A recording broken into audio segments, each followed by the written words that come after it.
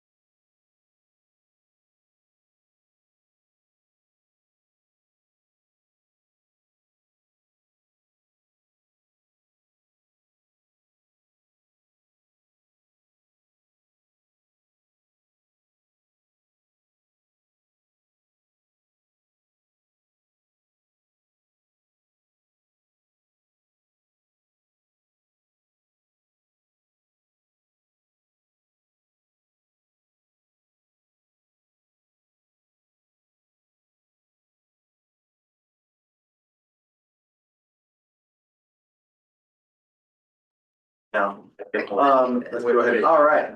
Well, thank you, everybody. We're gonna go ahead and call this meeting of the Fast Planning Policy Board to order on Wednesday, May 20th, 2026 at 12:05 in the PM. Go ahead and do a roll call. Mr. Director, can you run us through a roll call to make sure our people are here? Yes. Miss Little, Yes, present. Mayor Church. Here. Ms. Tidwell, Here. Mayor Hopkins, Here. Mr. Zarnecki, I'm online. and Mr. Krabs. I'm here. All right, we're still short. Mayor O'Neill, let's see if she makes it here when she does. So with that, thank you very much. Let's go through the guests that are here in the room and then online as well. Nathan Stephen with DOT. John Natardis, DOT. Colin Spellman for planning. Brett Nelson, DOT. Online, Adam Moser here. I am online. Yes. And just as a guest today, or do you have any comments to make? Nope, just as a guest. All right, Randy Warden. Yes, good afternoon. Thank you much. Sarah Shocker. Yes, here as a guest. Tim. Yeah, Tim Spry, DOT. All right. Not Tim, the character from Monty Python. Adam, oh, we already got that one. Al Beck. Here as a guest. Thank you. Ben Glenn. Hello, Ben Glenn, Alaska DOT, here in case you need any questions about the Airport Way project. Thank you. Clay Anderson.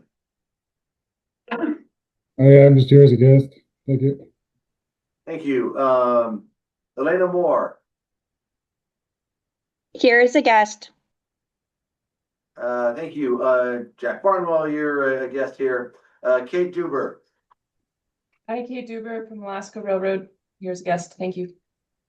Thank you. Megan Flory. Megan Fleury with Respec. Here is a guest. Thank you. Randy Bailey. Randy Bailey, DOT Planning. Randy Warden. Yes. Okay, we already got you. Tricia Levasseur. Yeah, here's a guest, and if any other questions come up for the Fifth Avenue park improvements. Outstanding. And I will note for the record that Mayor Mindy O'Neill joined us at 12:07. Thank you, Mayor. All right, we've got everybody here, and I think I recognize all the guests. Thank you for that. First up, we have approval of the May 20th agenda for today. Do I have a motion to approve the agenda? Move to approve the agenda for today. Second? Anybody? Second. Moved by Church, seconded by Tidwell. And do you have any comments or edits, amendments we'd like to make to the agenda? Yes. Ms. Little. I seem to recall we've got Chena Riverwalk as an action item. I'd like to just make that informational. I don't know if we really have an action for you guys. We just have information to provide on that topic, just to save us some confusion later, but we can also just address it later too. Sounds good. I know, is it just sort of a discussion and then like you're thinking next time we would take some action on it to allow us to percolate or to flesh it out a little bit more? Yeah, I think we've given you a range of cost options, but if the next steps would be to determine what, do the hydraulic modeling for the permits to make sure we had a solid answer of this is the cost. But I think we've done the job of proving to you that it doesn't need to be 7, 10, whatever that number was, built in.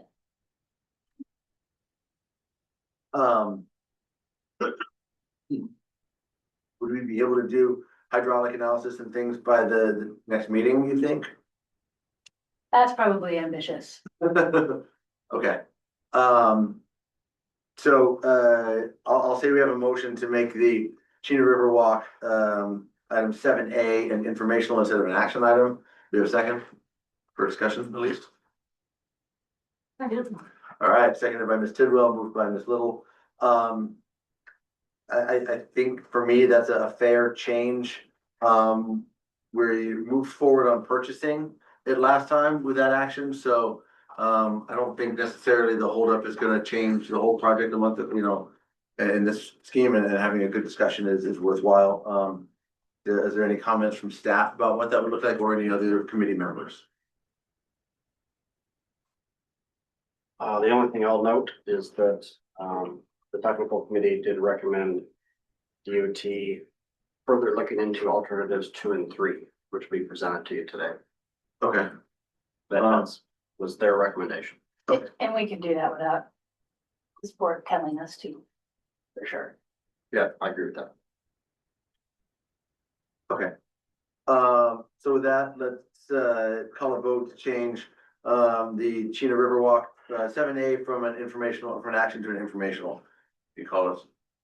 Yes, Ms. Little, Yes. Mayor Church? Yes. Mayor Hopkins? Yes. Ms. Tidwell? Yes. Mayor O'Neill? Yes. Mr. Kraus? Yes. And Mr. Zarnecki? Yes.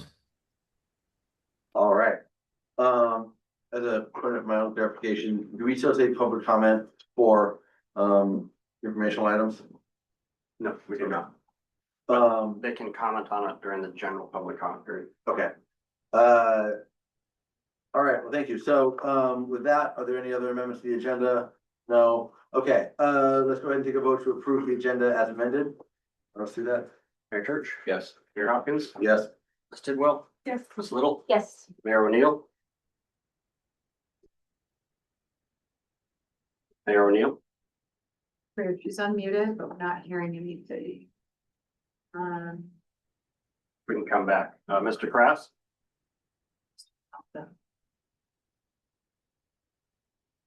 Mr. Zarnecki? Yes. Okay, audio is still working. Mr. Kraft, you want to take your vote there? All right, that's a yes from Yes. Kraft. Okay, Mayor O'Neill, you got a vote on the agenda? Options include camera, thumbs up or thumbs down, or you could do a reaction.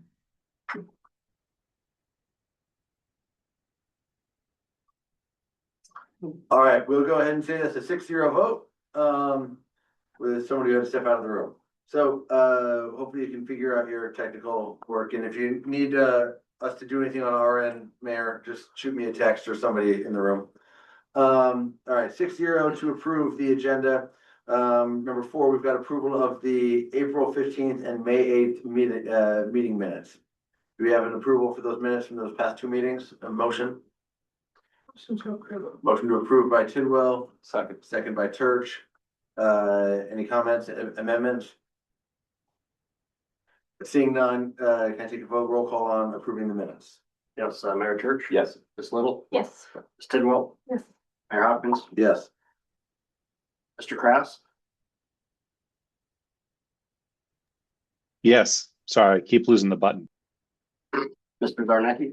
Yes. And Mayor O'Neill? All right, still missing her, but we'll make it work. Thank you. Oh, she said yes to both of those. Yes is in the chats from Mayor O'Neill. We'll keep an eye on that, Mayor, to monitor your votes. Time for a comment. Thank you. Um, Can you hear me now?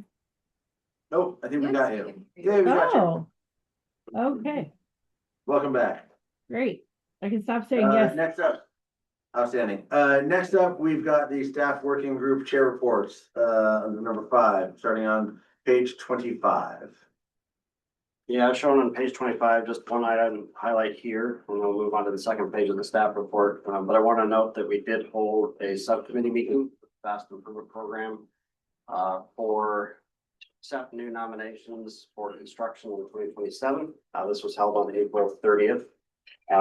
We had really good attendance at that meeting, from both cities, the borough, Parks and Rec Department, UAF, and various departments over at DOT, and did accept new nominations from each of those agencies, as well as confirmation of existing projects for this program that are not yet funded.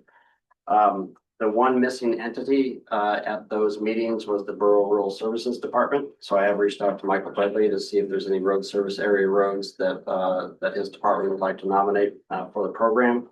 But now that we have a working list, John Natardis with DOT, who is the project manager for this program, will be conducting site visits for each of these new locations and developing cost estimates to bring back to the subcommittee, so that we can assemble a bundle of projects for 2027 and potentially another bundle of projects for 2028. One thing that the subcommittee did discuss at this meeting, as well as there was an action item at the technical committee meeting, was to raise the budget for this program for construction in 2027 up from $1 million up to $2 million for 27, and then repeat that in 28, another $2 million there. But we don't know what that bundle of project looks like until we have estimates from DOT, and we can reconvene the subcommittee to kind of give each of the local governments a slice of the pie there for the program in 27, 28. So we do hope to have a recommendation before you at your June meeting to finalize that, so that John has his marching orders on what the bundle is for the next design package. On the next page, page 26, underneath organization, thank you all again for coming to our special meeting of the policy board on May 8th. We did complete our interviews for the Alaska Fellows Program and did select a candidate, which did accept the fellowship with fast planning. That individual will start with us in September, and we have signed the agreement. So few formalities over the course of the summer, but the payment for that fellow will be due in September. But we do have a solid candidate, which we hope to introduce to you this fall. And then underneath public outreach, Olivia was hard at work a couple weeks ago, working with students and staff at Tanana Middle School, doing citizen scientist activities at the Trainer Gate and F Street intersection. We had a couple radar speed guns out there, a bunch of kids with clipboards, and we're having them count cars and count pedestrians, count bikes, and count their turning movements, mark down their speeds, especially going through the school zone to see who is keeping it at 20 or under and who is going over 20. Really great experience for all involved. They did that 3 days in a row. at morning when school starts, and then in the afternoon when school gets out for both the elementary and the middle school out there. And so we hope to have some data to present to you all on what they've collected, hopefully at our next meeting in June to share with you. Also, Olivia has issued the call for volunteers for our annual bike and pedestrian count at intersections throughout Fairbanks and North Pole. Count program will be next week, May 26th to the 28th. And the counts are, is it 4:30 to 6:30 or 4 to 6? 4:30 to 6:30. Okay, so if you would like to sign up for a spot to sit on the street and count cars and bikes and peds at these intersections, this is a great opportunity to do that. And then last, I did prepare another new administrative modification to our transportation improvement program or our short-term funding plan. And that is an action item for you here today underneath item 8A. Page 27, I want to run through the recommendations from the technical committee at their last meeting on May 6th. Starting at the top, which relates to item 7A on the agenda, the Cheetah Walk project. They recommended the board consider alternatives 2 and 3 as they wade through the reevaluation of the environmental document and the hydraulic analyses. And to get some additional public feedback on those alternatives. Those alternatives will be presented to you later in the meeting here. And then, as you can see, the second item they took up was the fast improvement program, where they recommended that this body raise the budget from 1 million up to 2 million for the 2027 construction season, and then 2 million as well for the 28 season. That is not an action item here for you today. I prefer to wait till next month when you actually see the project list that we apply those numbers to. So that approval will be by this body next month. They did recommend the board approve the administrative modification to the transportation improvement program that I prepared with some very minor adjustments to 2 projects. And then on the bottom half of that page there, related to our highway safety improvement program, they had 3 motions, one on the Airport Way connected corridor, one on College Road, one on Badger Road. We'll introduce these later in the agenda, but they are recommending that we proceed with an amendment to our transportation improvement program to add the Airport Way connected corridor project, which is already funded with highway safety improvement program dollars. And then for the latter 2 projects, College Road and Badger Road, they recommend the board simply support implementation of the 3-lane configuration on College Road and support DOT considering roundabouts and high crash intersections along Badger Road. These 2 projects are not yet funded to the Highway Safety Improvement Program, but may be funded during the next cycle. And DOT would like to see if the board supports those 2 moving forward.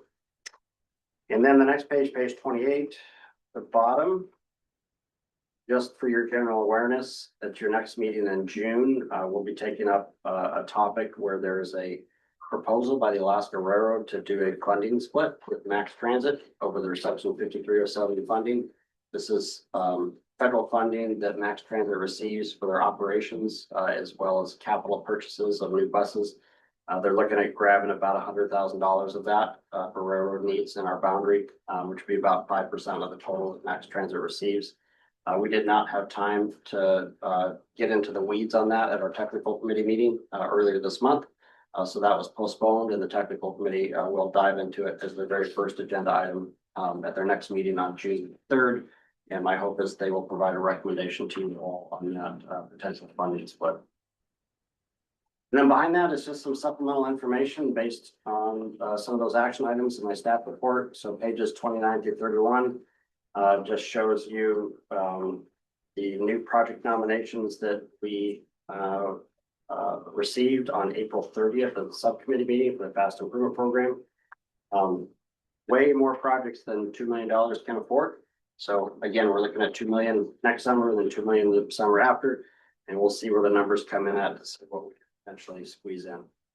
And then pages 32 through 37 includes the letters from the Alaska Railroad Corporation requesting the funding split with Max Transit, as well as a copy of the correspondence to what was agreed to in the funding split between the railroad and the Metropolitan Planning Organization down in the Mat-Su area, where they're looking at a 90-10 split down in that area. So this is just kind of a heads up, and for Mayor Hopkins in particular, I think that you should visit with your, do so with Max Transit and community planning to formulate, your opinion on this. The technical committee and policy board, I think, will be relying on the borough's thoughts on this funding split for a decision, since it affects your organization exclusively.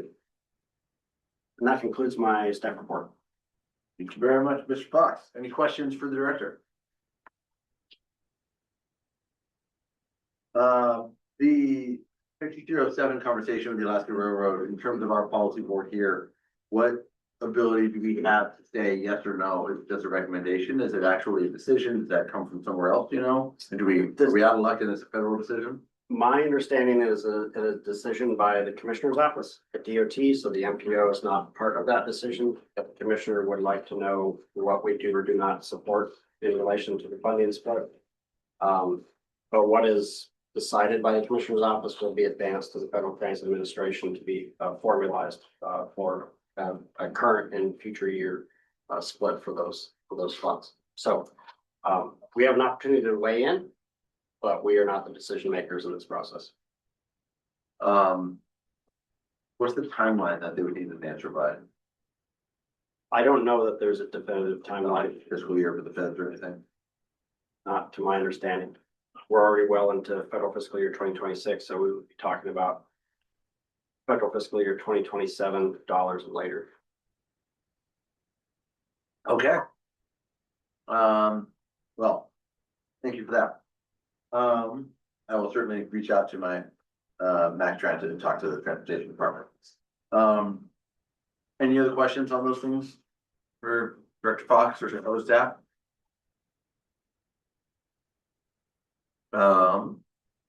Can you send us this in an electronic version so we can get it out on our social media too?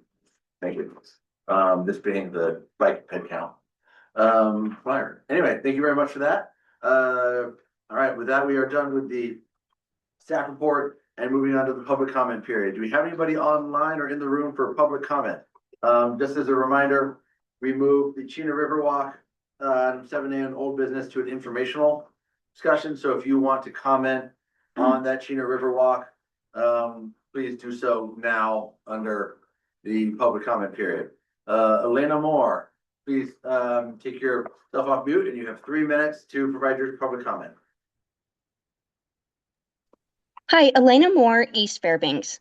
I have a public comment on the action item for the boundary. Given the history of the matter, I'm kind of concerned that there's not going to be action taken today, result in a missed opportunity for testimony.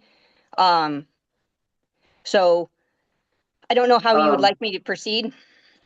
It is still an action item, and when we get there, which item number is it? AC, or is it 7B? 7B. It's the next item. It is an action item. So before we do or do not take action today, based on whatever decision we make, at this point, public comment comes before that vote and action. So you'll have an opportunity at just the next one to provide your public comment if you're able to stay on for a little bit. Okay, thank you. All right, thank you very much, Ms. Moore. Anybody else under general public comments? All right, seeing none, if I missed it, go ahead and bring your hand up and I can follow back up and roll back up the agenda. But with that, we're gonna go ahead and close general public comment on this and move forward to 7A under old business. Chena Riverwalk Stage 3 project alternatives. This is no longer an action item, so we got information. This starts at page 38 in your packet. And I believe this is a staff start or is it a DOT start? I'd like to start and we'll turn it over to DOT. All right, go for it, Mr. Fox. Okay, so as shown on page 38, at your last meeting in April, the motion was passed to have DOT come back with a range of options for the Chena Riverwalk project within the right of way for around 3.6 million. DOT did hit the ground running and did come up with alternatives to present to you here today. So before I turn it over to Yvette Hall to share with you some slides of what those alternatives are, I also want to make you aware, beginning on page 39, that the Chena Riverwalk took up this item as well at their April meeting, which was after the last policy board meeting. And they did send a new letter with regard to the project. that reiterates continued support for the Chena Riverwalk project and emphasizing that the project design should focus on the riverfront. They also state that the commission is not taking a position on the actual design, but the pathway should be as close to the riverfront as possible. And they do not support an alternative like Chena Landing Loop Road. And they have some other correspondence in the past resolution that was attached to that letter, which goes out to page 40. But beginning on page 47 is a presentation by Yvette Hall of the design alternatives that DOT came up with us since our last policy board meeting. These slides were presented to our technical committee on May 6th. And again, at that meeting, they did recommend that the board move forward with alternatives 2 and 3, which you'll see on here for purposes of further investigation and reevaluation of the environmental document and additional feedback on those 2 alternatives. So with that, I'd like to turn it over to Yvette. All right. Thank you, Jackson. Take it away. Thanks. You can hear me okay? Yes. Okay, great. Thank you. So thank you for having me here today to talk about the Chena Riverwalk project. My name is Yvette Hall, and I'm a design manager at the Alaska DOT. This project was started in 2017 and was originally designed as an embankment. And then during the right-of-way negotiations, the project's footprint was reduced to follow more closely the existing 8-foot wide cities permit. If I can get the next slide. Thank you. So I'm here today to discuss 5 preliminary options for the Chena Riverwalk project. The first 3 options use the same alignment along the north side of the Chena River. The other 2 alternatives connect the project's north termini, the intersection of Phillips Field and Pega Road, to the existing Chena Riverwalk on the south side of the river. Can you get the next one? So first, I'm going to talk about the first 3 alternatives. And these follow the pink line on the left image, you can see there. This is the alignment that is supported by the Chena Riverfront Commission and the Fast Planning's Walk, Ride, and Roll Committee. The only difference between the first 3 alternatives is within the area, you can see there, north of the river, marked as alternatives segment. The first alternative for this segment is a boardwalk that we discussed before, and the other 2 alternatives within this section are based on lowering the minimum design elevation. And on the right side of the screen, you can see a short snapshot of the profile elevation within this area. You know, it's just kind of a rolling terrain. So the existing ground within that segment varies, and you can also see there the profile difference between the 3 alternatives that I'll talk about more on the next slides. And also on the picture on the right there, in the bottom left corner, you can see the elevation for comparison of the existing path, of the existing Chena Riverwalk path on the south side of the Chena River under the Pega Road Bridge. Olivia, if you could point to, yes. On that profile graphic, there you go. Thanks, John. Yeah. Right there. Okay. Right. So you can see the path on the south side of the Chena River is way lower than any of the elevations we're considering on the north side of the river. Thank you. And you know, that path under the Pega Road Bridge, it does get occasionally, it becomes occasionally submerged. But yeah, it's occasional and it's much lower. Now, modeling of the Chena River along the project area would give us a better understanding of the flood frequency for the lowered elevations. Just based on a nearby model of a Chena River segment, it is very likely that lowering the minimum design elevation by 1.5 and even 2.5 feet would lead to very infrequent flooding. If I can get the next slide. Thank you. So here are pictures we took 3 weeks ago. The left picture shows the north side of the Chena River where the new path is proposed. And the right side shows the path under the Pegger Bridge that we were just discussing. At this time, on April 30th, the water level of the river was below the path. We did go out there to look at it the following week as well. When the river level was the highest, the path there was submerged by about 1.5 feet. If I can get the next slide. Thank you. So this slide has the first alternative, the one we previously discussed, where the minimum design elevation is above the FEMA base flood elevation. And this is about 6 feet higher than the path on the south side of the Chena River under the Pegger Road Bridge. And I will just compare this within these 3 alternatives. I'll keep comparing to that point because it's just easier to relate to. It's, you know, we all know what it is. So for this alternative, due to most of the floodplain segment being a few feet lower than the existing ground, this alternative would have a 1,400 foot long boardwalk, and the construction estimate is, you know, just over $7 million. And if we can go to the next one. Thank you. The second alternative has the minimum design elevation lowered by 1.5 feet below the boardwalk design elevation. So this is still about 4.5 feet above the path under the Pegger Road Bridge that we were talking about.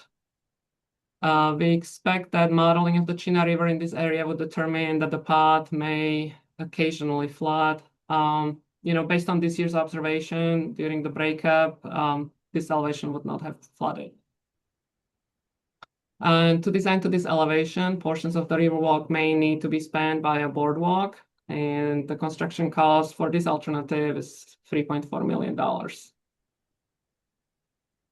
I can get the next slide. So for the third alternative, we would lower the minimum design elevation by another foot compared to the previous one. And the path would follow the existing ground pretty much. To construct this, we would excavate under the original ground to build a structural portion of the embankment, and we would use geotextile to help stabilize it. The construction estimate for this alternative is around $1.7 million. The minimum elevation for this alternative, the minimum elevation for this alternative is still about 3.5 feet higher than the elevation of the path under the Pegger Road Bridge. So while that path sometimes floods more than once a year, the notably higher elevation of this path would mean that the flooding for this design elevation would be much less frequent. And again, based on this year's observation during the snow breakup, this elevation, we would not expect it to be submerged. If I can get the next slide. So the next 2 alternatives provide alternative route between the intersection of Pegger Road and Phillips Field and the existing Chena River walk on the south side of the Chena River. These 2 alternatives would not use the right-of-way acquisition from the Alaska Railroad Corporation, which the policy board approved for purchase last month. And just to note that we have reached out to Alaska Railroad and informed them of the Fast Planning's policy board's approval to move forward with the acquisition for the project, and that work has been started. If I can get the next slide. So this fourth alternative would use majority of the existing infrastructure. From Phillips Field Road, this alternative would build a new separated path from the Pegger Road, Phillips Field Road intersection to the little road called Access Road. Sorry, not little, but short. From there, the users would travel along existing shoulders of the Access Road and then Chena Landing Road, and then take the existing paved path to the Chena River. The cost for this alternative is about $500,000. And as we were putting, you know, these alternatives together, we realized that constructing, any of the first three alternatives we were discussing will by default construct this alternative already. So in the event that, alternative 2 or 3 would become, portions of it would become submerged, this route would already exist, and it would be a, lower stress alternate route for people to take if the other path was not possible. And if I can get the next slide. So the final fifth alternative presented today is replacement of the Pega Road Bridge. The new bridge would widen the existing shared use path on the west side of Pega Road, and it would build a new dedicated non-motorized path along the east side of the Pega Road. This is a pretty major project, and the construction cost for this alternative is estimated at $23 million. And that's what I have for today. Thank you very much for that. Appreciate that. Who has questions? Mayor Church. On the Chena Landings Road route, item number 4, how bad of condition is the existing path in that you're wanting to repave that? If that was the preferred alternative, then we would definitely look at that. That path can also be, improved as part of another project. Does that answer? That road currently is not paved, right? It is paved? Sure, it's paved, yeah. Okay, all right, good, I'm wrong. What's the current condition that's causing a repave? I guess is what I'd like to see to be able to evaluate why we're repaving something that may already be paved and accessible as an alternative currently without having to do anything in addition to another option. That's the only piece being paved, is that the path that already goes to Chena Landings. There's already a path there. And it's pretty rough from what I remember. It's been several years since I've been out there. But I think that's the only piece we're talking about. It's just that little stretch. So just to reiterate for the record, it's the spot between the road and the bridge path Yeah. that would need to get repaved. Not that one, no, the one in the lower right. Correct, that one? Okay, Yeah. Yep. thank you. Ms. Tidwell. On that, since we're talking about number 4, does that path still qualifies as a river walk path? No, not really. It's just providing the same functional connection, right? The point A to point B hasn't changed, but I would agree in terms of meeting the intent of the project. Probably doesn't hit the mark, but we just wanted to present the full range of options to connect point A to point B. I remember in our conversation last night, like the way that funding is set up, in order to choose something like this, would we have to do something different to even be able to get the funding to carry over something like this? Yeah, it would have to be coordination with the Federal Highway Administration. Yes, to me, that's a new, different project. That's good to know. Thank you for that. Any other questions from people online? Mr. Kraft.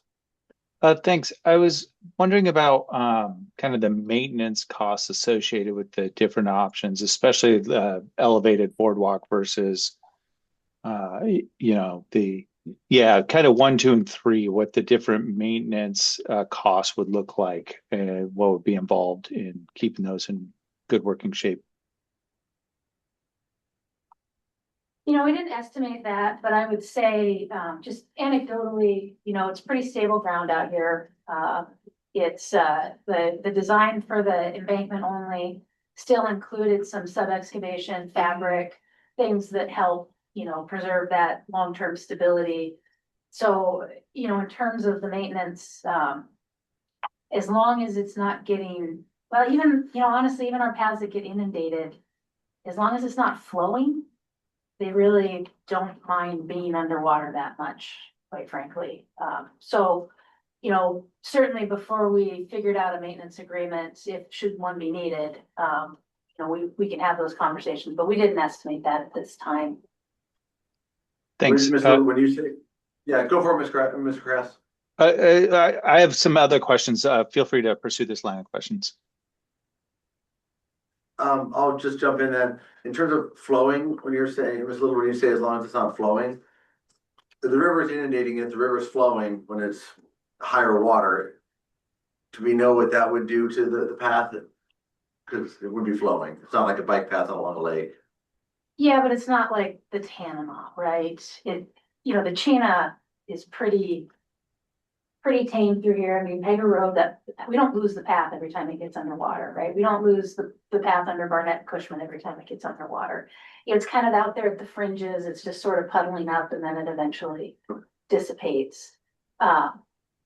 What you would do, right, if you expected there to be some, and that's something the hydraulic modeling will tell us, is you put some sort of riprap or, you know, erosion fabric or something to kind of protect that gravel, right? You just don't want it to take the gravel away in a gravel path scenario.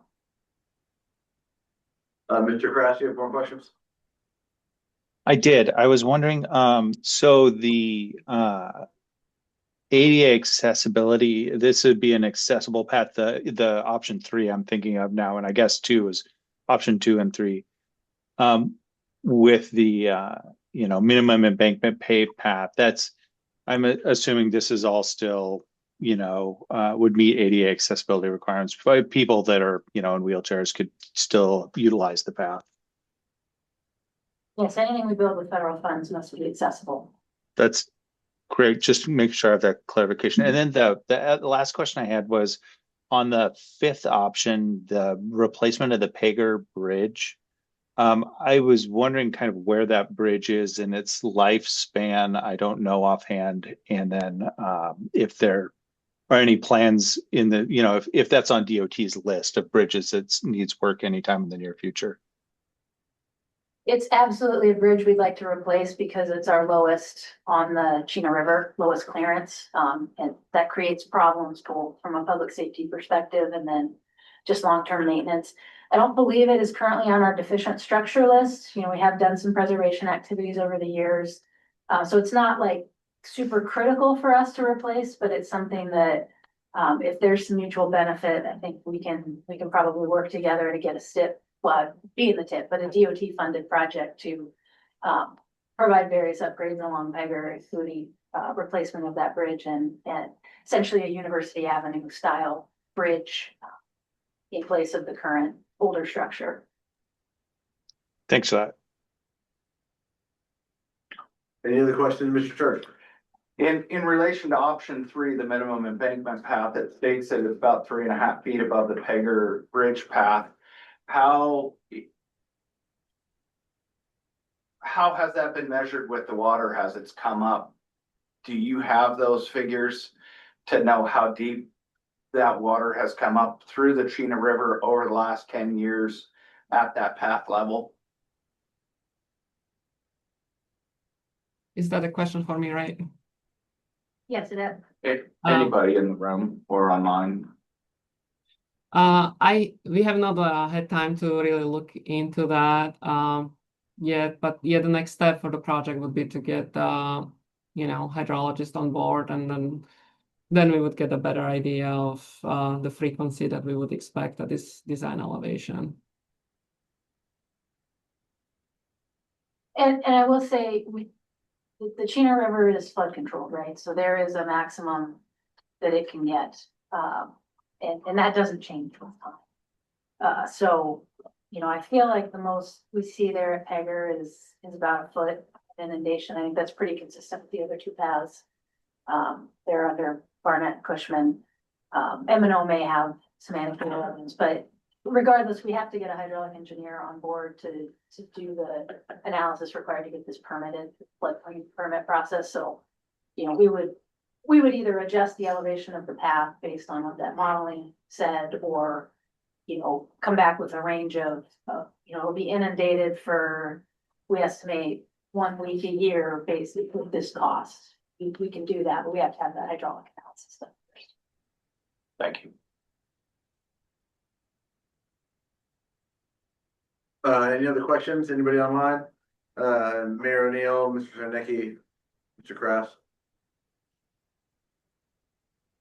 I guess one for me would be, what are we, would hope to get back in information, in a month or so, on this? What do we think we hear back from DOT in terms of like a better picture, more refined aspects? I'm assuming we're not gonna do the H&H by then, so we won't know what the specifics is. What sort of things are we expecting to get back in a month?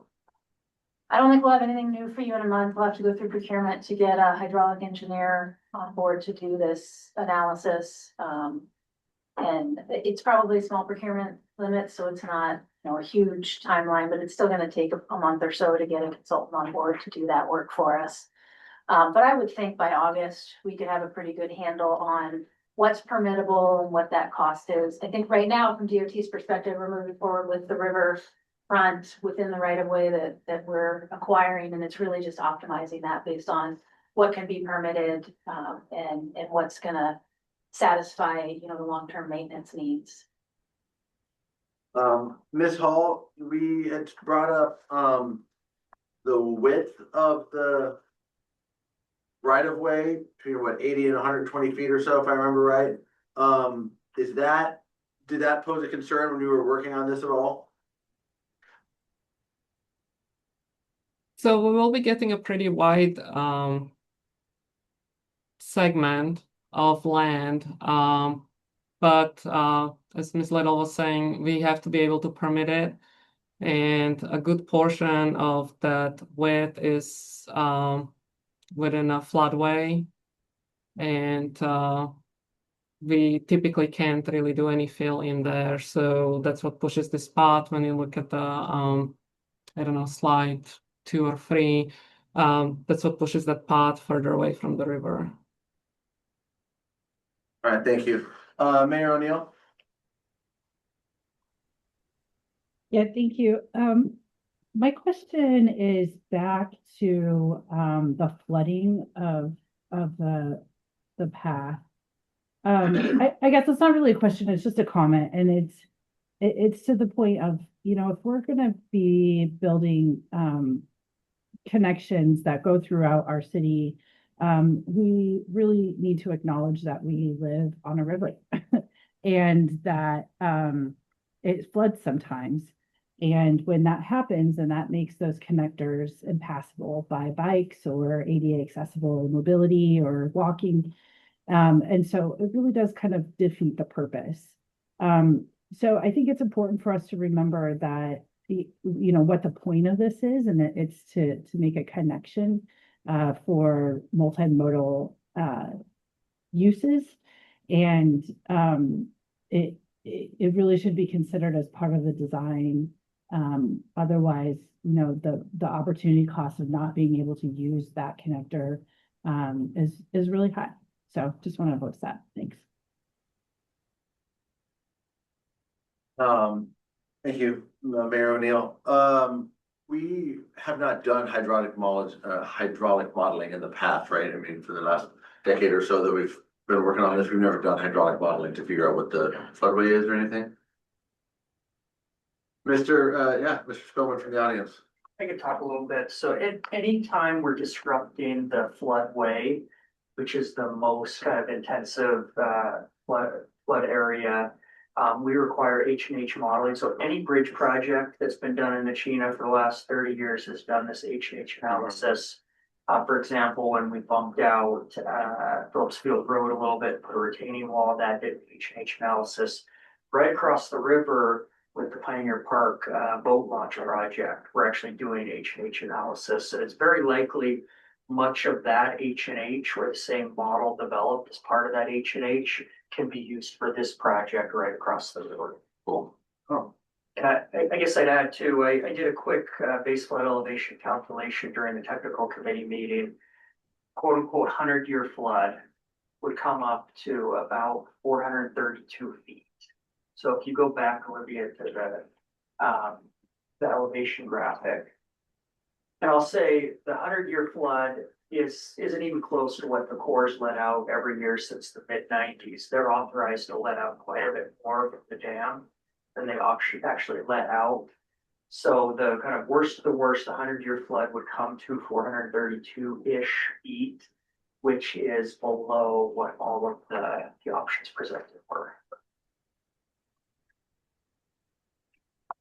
Thank you. I think I've asked it at probably just about every meeting, if not, so I'll just ask it again. In terms of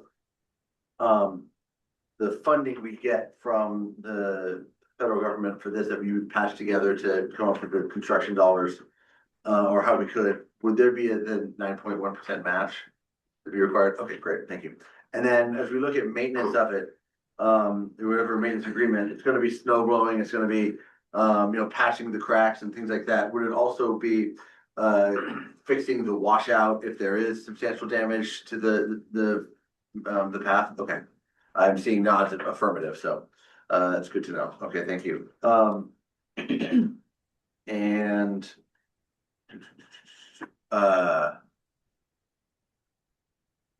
any other questions on it? I'll just clarify, Mayor Hopkins. The maintenance, is, it's still open for discussion through the ultimate maintenance authority. I think originally it was intended to be the city.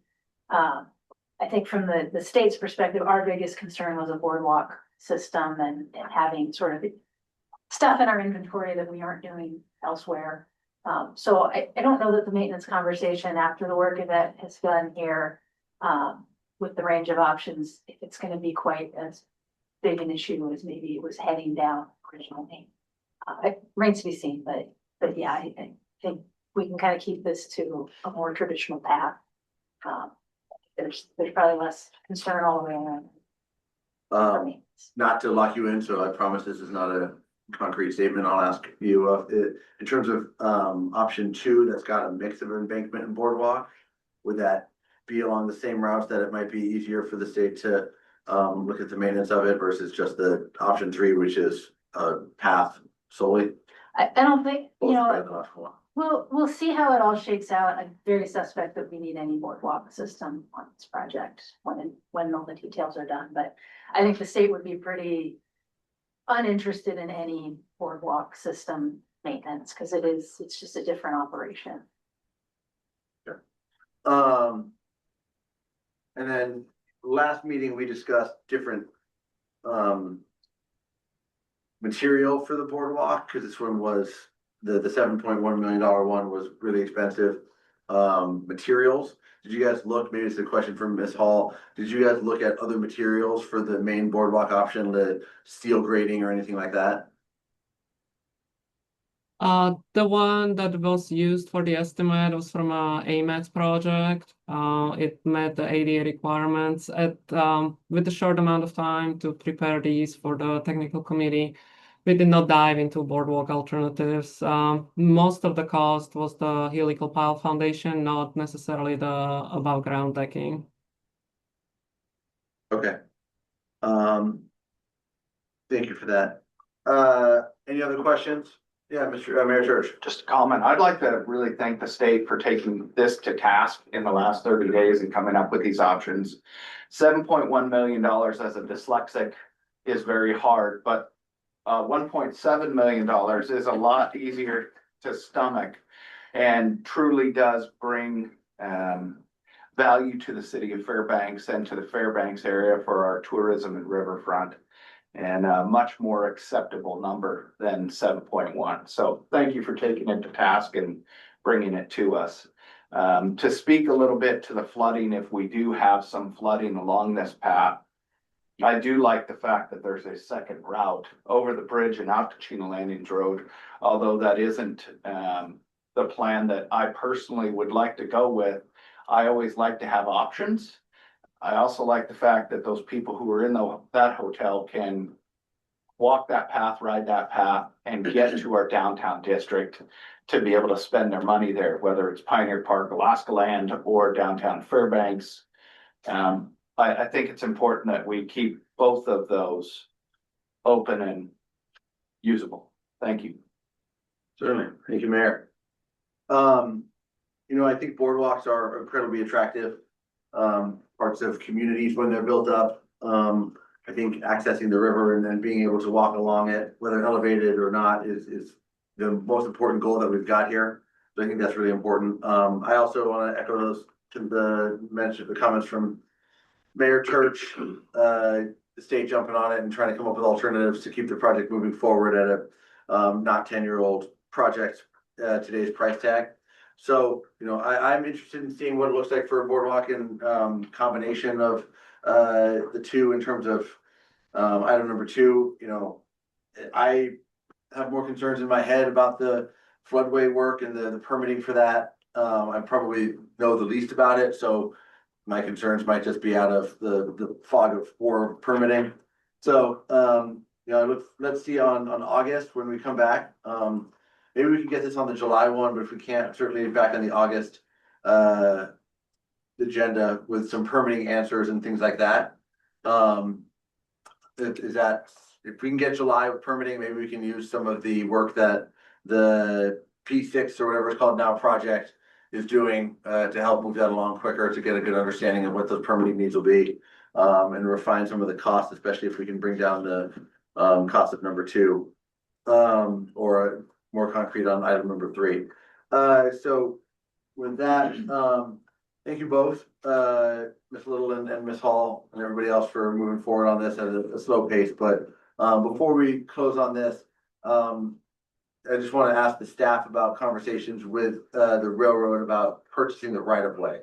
Have those conversations moved forward fruitfully for us to be able to know that this project is still in the general ballpark of what we're looking for purchase price?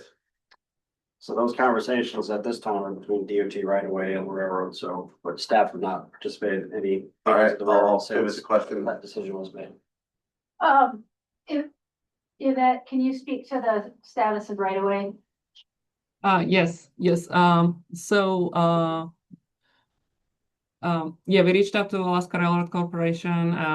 The next item is to update the parcel plats. They asked us for a timeline. We are working on that. We need to redo the environmental document.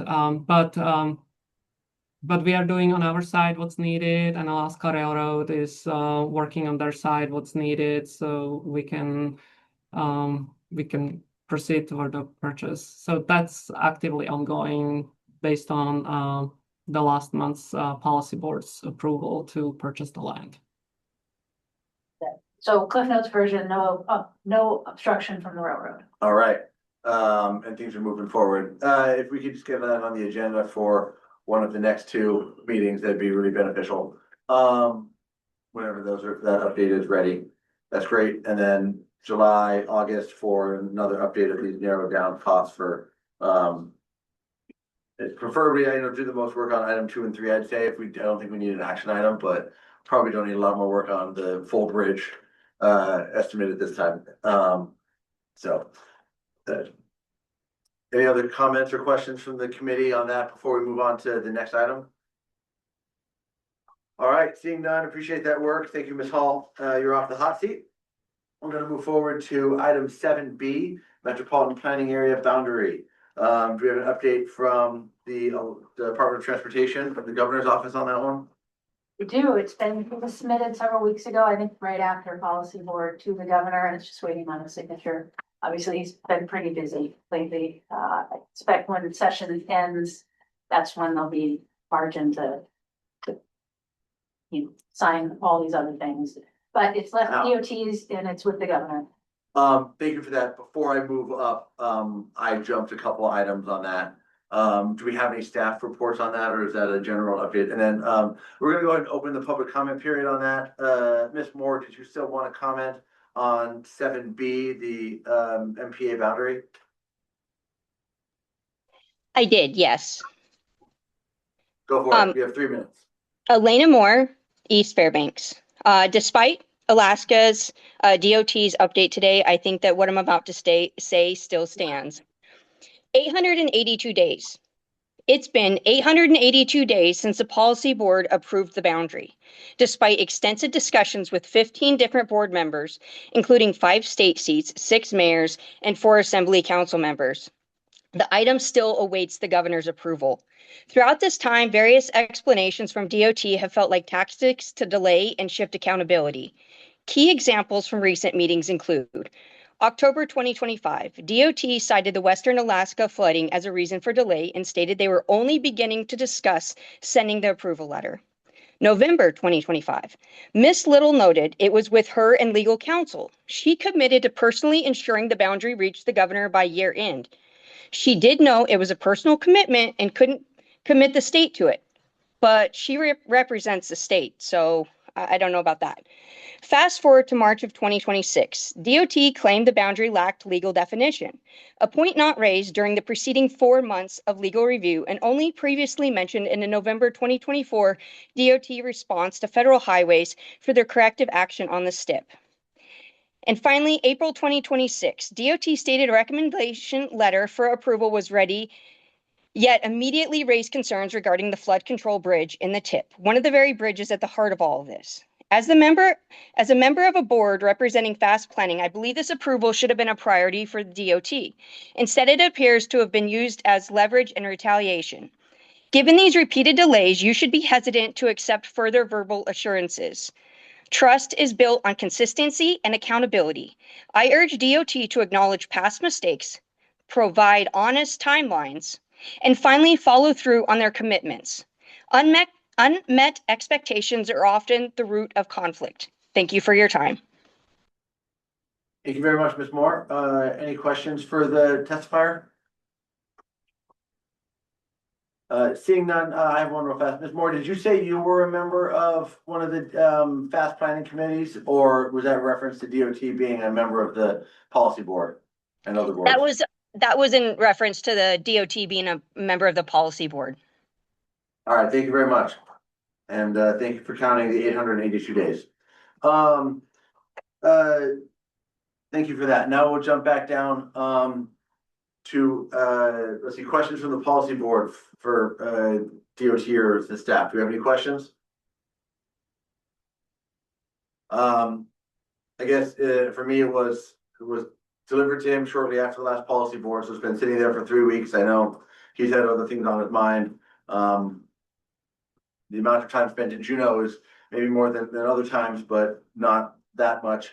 So, you know, I believe it certainly could have been signed by this time if the conversations had been there long enough with him. It can't be as messy as my desk, but there's probably a fair bit on it. That being said, do we have a motion or for this action item? Might be helpful, Jackson, if you could refresh everyone what the action was going to be. I recall something hadn't gone to the governor. We were going to do something. It's listed as an action item, a request of a couple policy board members. So the thought was if it hadn't gone to the governor, that myself as staff would put it on his desk. Okay. That was the context I was looking for. Yes. Ms. Little, you said it's on the governor's desk? It has been submitted to the governor's office from the DOT. It's outside of our control. Oh, Mr. Kraft, thank you. Mr. Kraft, do you have a comment or question? Oh, you just asked the same question I had. Thank you, Mayor. Yeah. I'm sorry, what was that? You asked the same question I had. Thank you. Okay. Thank you for that. Let's see. It can certainly sit on a desk for a number of months, which is an easy decision when there's only a few months left.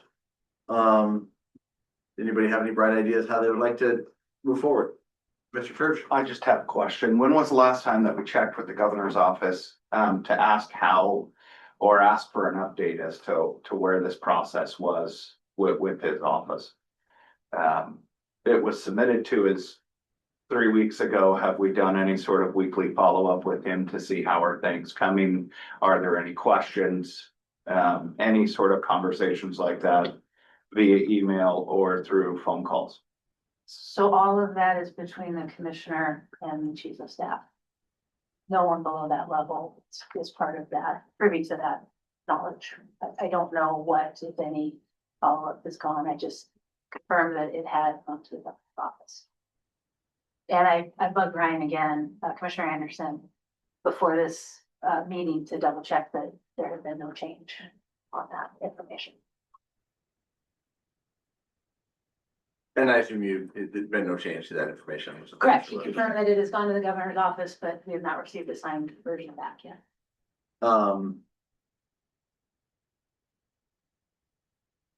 Let's see, how do we want to proceed, committee?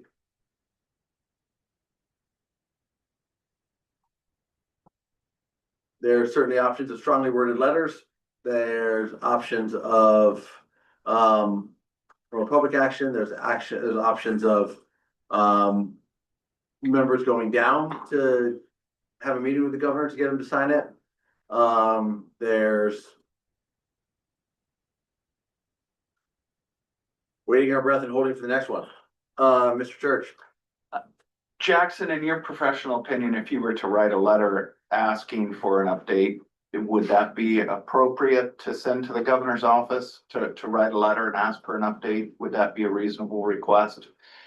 And in your opinion, what would be the best way to try and move this forward in a way that doesn't set off any alarm bells, but ask for an update, since we have been here 850 plus days waiting for a response? So yes, I think it's very reasonable for staff to author a letter to the governor's office, but I think if I were to write a letter, it would include the gravity of the situation, that we need to prove boundary to utilize for a long-range plan update by the end of the year. Otherwise, we risk federal funding spigot getting turned off January 1. And then impressing upon them it's not just our local projects. It's not just the $12 to $14 million of sub-allocation that we spend on city streets and borough stuff and UAF stuff. DOT actually stands to lose a lot more federal money than we do. We're only about 20% of the construction contracts for our local sub-allocation. The larger highway projects could potentially get stalled, which is the other 80% of the federal funding that hits the ground here locally. So again, if I were to write a letter asking for an update, I would be compelled to explain the gravity of the situation. And I would likely reach out to federal highways to make sure that my timelines and potential consequences are correct. But I don't take this situation lightly. Do you have a follow-up, Mayor? Mayor O'Neill, you've got your hand up. Thanks. I think the answer should be yes, and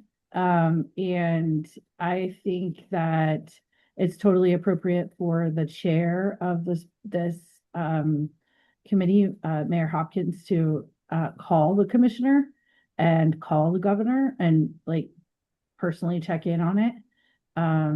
You know, as mayors, we can call the commissioner, and it's you know, kind of a authority to authority conversation, and I think that would be a good thing to do. So I would say, Mayor Hopkins, you should lead on that, and Mayor Tersh and I are, you know, next in line to do the full court press. Ms. Little? I'll just chime in. I do think the personal touch is probably a good approach. Letter writing campaigns sometimes just come across wrong, right? You try to put things into words in official correspondence as opposed to the personal communication. I do think that may be more effective. I don't think anybody, I have no concerns that it's not going to get signed. It's just not the top of the pile right now. I have no concerns it's not going to get signed before December. But members of local government conveying their concern and the potential impacts to their community is always an effective approach in any administration, in my experience. Ms. Little, I agree with the vast majority of that in terms of personal touch works and the phone call. Of course, like a text message, you can't convey sarcasm in a text message. So I'd be happy to reach out to the governor. We had some conversations that were very productive around the gas line legislation and the spur line.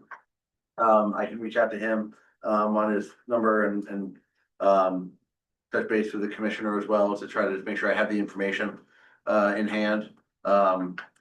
Mr. Fox, I'd love a meeting with you beforehand, just so I can get the talking points about the impacts.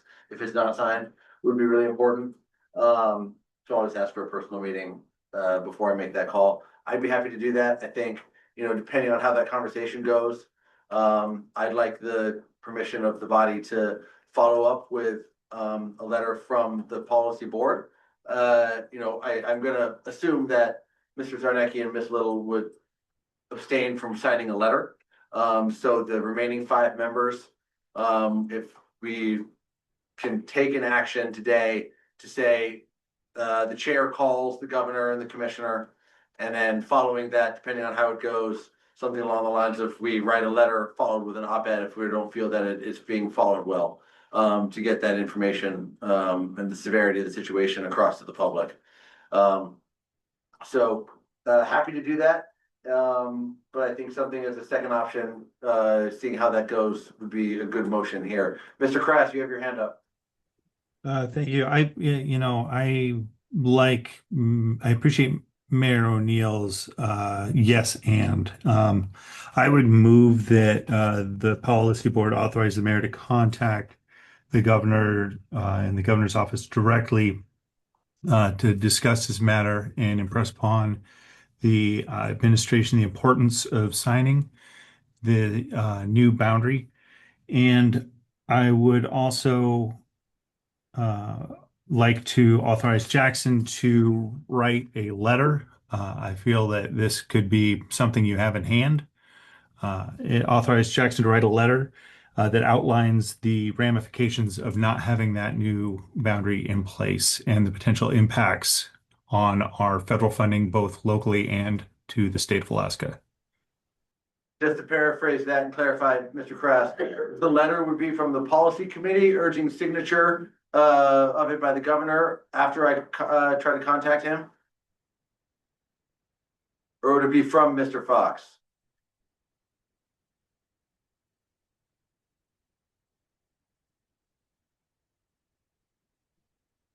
You're muted. It should be from the mayor. Okay, all 5 members or just from me? From you. Mr. Krass, do you have an opinion if it comes from all 5 board members that are not part of the administration? I think Or just from the me? letter should be from all 5 members. Yeah, from the policy board. Okay. With that, we have a motion that states, the chair will call the governor's office, and try to figure out, how we can get that signed or what the situation and update is, as well as the commissioner, if that's, if the Department of Transportation is necessary. And Mr. Fox will write a letter, penned by the members of the policy board meeting, or the policy board, urging signature, by the governor. Do you have a second? I'll second that. Second from Mayor Church. Did you get that? The policy board authorizes the mayor to contact the governor's office and impress upon them the importance of approving the new boundary, and authorize Mr. Fox to write a letter signed by the policy board urging signature by the governor. Perfect. The only thing is the chair will call the governor, not the mayor. So we got 3 of them on here. Hey, There you go. three times. Yeah. That's me. Thank you. So we have, the motion, we have, that's made by Krass, seconded by Church. We have discussion on the motion? I'll just say as the state, we would abstain from anything, writing a letter to our boss, essentially. I can understand that. So, thank you from that. We'll say like under the undersigned members of the policy board meeting or policy board, something like that. Yes. If I could speak to that a little bit, since we are a board and we are a voting board, they certainly can abstain from the vote. But the motion passes to write a letter from the policy board regardless of whether they approve or not. I understand their reason for abstaining and respect that, but it's a policy board decision if it does pass. I appreciate and agree with that. I think Ms. Little. Mr. Zarnecki. Yes, thank you. On the motion, I would recommend to say maybe call the governor and also call the DOT commissioner. And I'll defer to Ms. Little if she thinks this is a bad idea. But in my experience, at least with DEC, contacting the commissioner before going up to the governor is always a courtesy that is well received. I don't think we need to change the motion. I will go ahead and do that. I can get his number and that'd be helpful. Either from you or from this former boss, my mother-in-law. I'll figure it out. We'll get it. She She probably does have it. I don't think I actually have. We'll figure out a way. Thank you, Mr. Zarnecki. I appreciate that reminder on the courtesy. Any other comments on the motion? Seeing none at this time, can we have a vote on the motion? Mr. Fox, call the roll. Mr. Krass, Yes. Mayor Hopkins, Yes. Mayor Church, Yes. Ms. Little, Abstain. Ms. Tidwell, Yes. Mayor O'Neill, Yes. and Mr. Zarnecki. Abstain. All right, thank you, everybody. That's 5 yeses and 2 abstains, and I'll let people know the progress before the next meeting when I get a hold of him or whatever that progress looks like. Thank you very much for that. With that, we are on to item number 8A of new business. This is another action item. This is federal fiscal year 23 to 27 TIP administrative modification number 8. This starts on page 57 of your packet, and we'll start off with a staff report. Mr. Fox. Yeah, and I'm just going to focus on page 57 here to run through all these minor changes to existing projects in our transportation improvement program. And if you would have any questions or would like to dive into any further detail on any one of these, we can flip to that page in the funding plan itself. So real quick, running through this list 1 through 13 here for the project changes that are part of this administrative modification. The first one is Dochi Avenue Beaver Springs Bridge. Based on the latest estimate from DOT, the construction phase has been bumped up by about 40,000. And then underneath committed measures for the SIP, the motor vehicle plugins project at North Pole City Hall and Alaska Land, that construction phase has slipped from 2026 out to 2027. For the Fairbanks North Pole electric vehicle charging stations, based on the decision by this board on the first bundle of EV charging stations across Fairbanks North Pole, we did not need the full 1.7 million for the construction phase. So that has been reduced down to 1 million in coordination with the project manager. And that was, in doing that, that was helpful in fully funding the construction increase for the Chino Lake Rec Area bike and pedestrian access via Flash Road, which you all approved back on May 8th. Also, to free up some funding, we did for the UAF compressed natural gas fueling station. We're keeping the construction. We're keeping that construction in 2027, but we're using an advanced construction tool, so borrowing money from 28 to pay for a project in 27, so that money was freed up for Chino Lake. And then for sidewalk snow removal equipment, DOT got some estimates for the purchase of that equipment. This is for City of Fairbanks, UAF, and the Borough Max Transit Department. So based on that latest estimate, that needed to be increased by 100,000. For the Fast ADA Improvement Program, there were some changes to some of the schedule for some of the locations within that ADA Improvements Program for path resurfacing projects. There's actually a number of them that were accelerated from 27 into 2026 construction. Doesn't necessarily mean they're going to get built this summer, but they'll be bid this summer, likely to be built next year. There's only one project that was delayed out from 26 out to 27. Fast Improvement Program, we found a calculation error and needed to increase the construction phase funding from 3.2 up to 3.7 million based on the latest estimate from DOT. Also, there was a request from DOT to split out the programmatic funding for the 27 through 29 program and its own block because it was getting mixed in with previous years. It was getting confusing for project control to tease out those numbers for our future year programs. So we went ahead and made that accommodation. Holmes Road rehabilitation, we moved the right of way and utilities phase out 1 year from 26 out to 27. Old Steve's reconstruction, we do have a new construction amount from DOT. That's actually a slight reduction from 31 million down to 28.6. Also, DOT calculated what parts of that project would be eligible for CMAQ funding, and so those funds were swapped out from previously being programmed as Surface Transportation Program dollars. Many street improvements, move utility phase out from 27 to beyond. This means it would be 28 or later. Parks Highway Sheep Creek Extension Traffic Signal, increase the utility phase funding by 100,000 per DOT's request. Parks Highway Milepost 356 Auxiliary Lane, we moved the utility phase out from 26 to 27. And again, that'll be built next year. And then Sheep Creek Road in West Town Drive Roundabout, there was a $500,000 increase to the design phase for that project, which I believe there was a consultant team designing that. Yankovic Smith Hill Road, there was a need for an additional 184,000 to wrap up the right-of-way phase for that project, and that is currently under construction.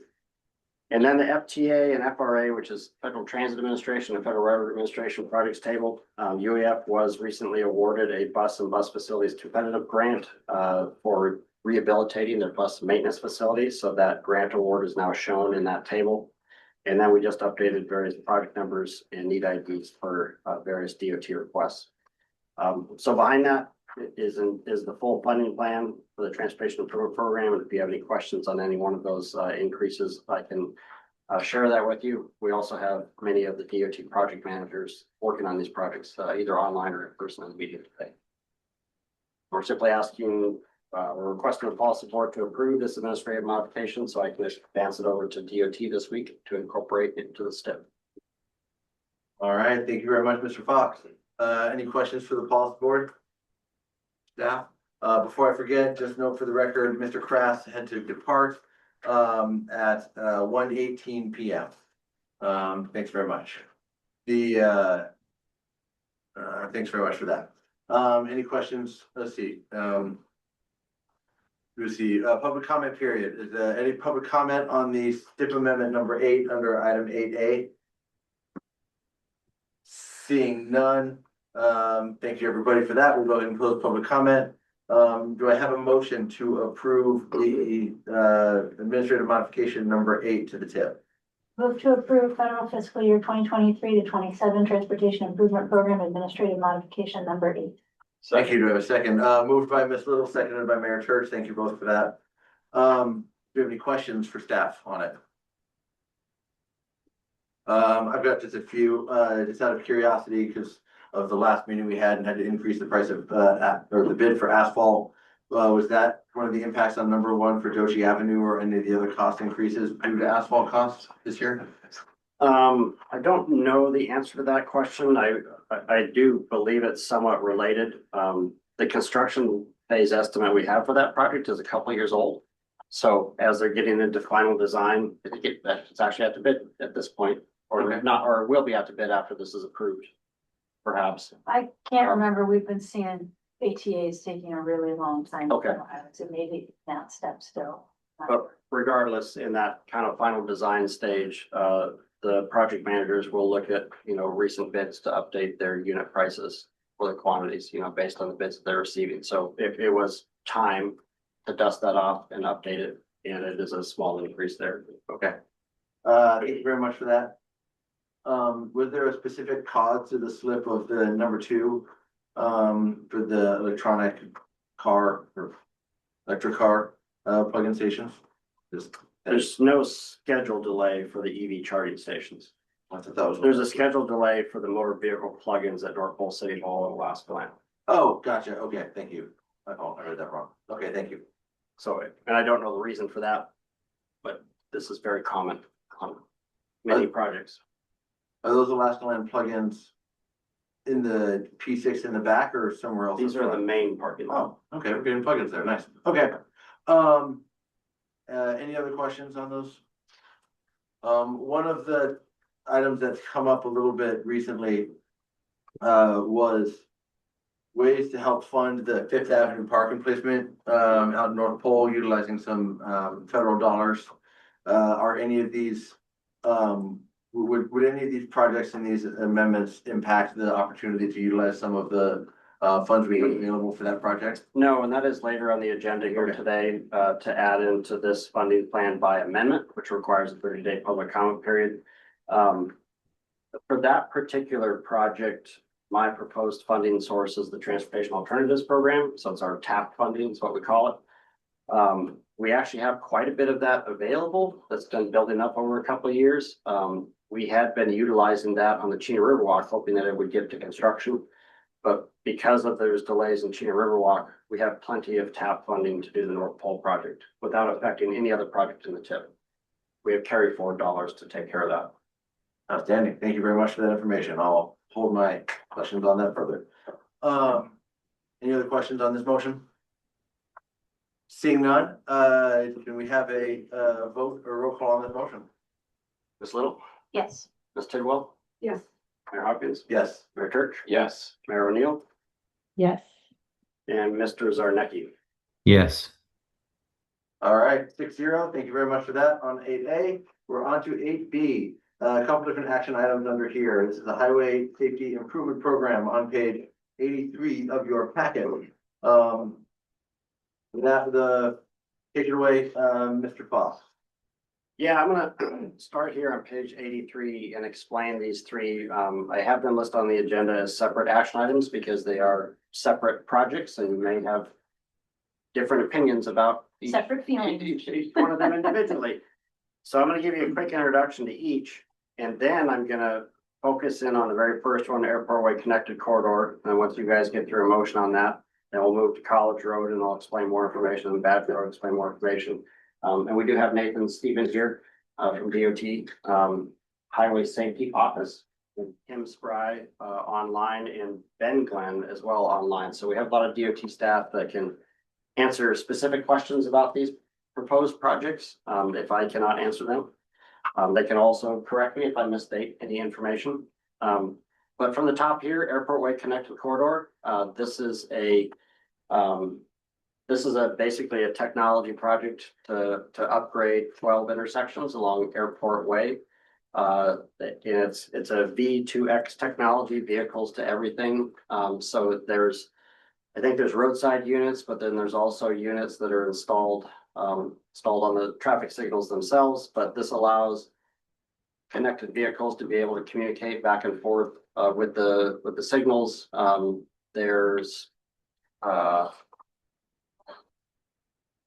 There are devices that can be put in transit vehicles, emergency response vehicles, and even snow plows for signal preemption.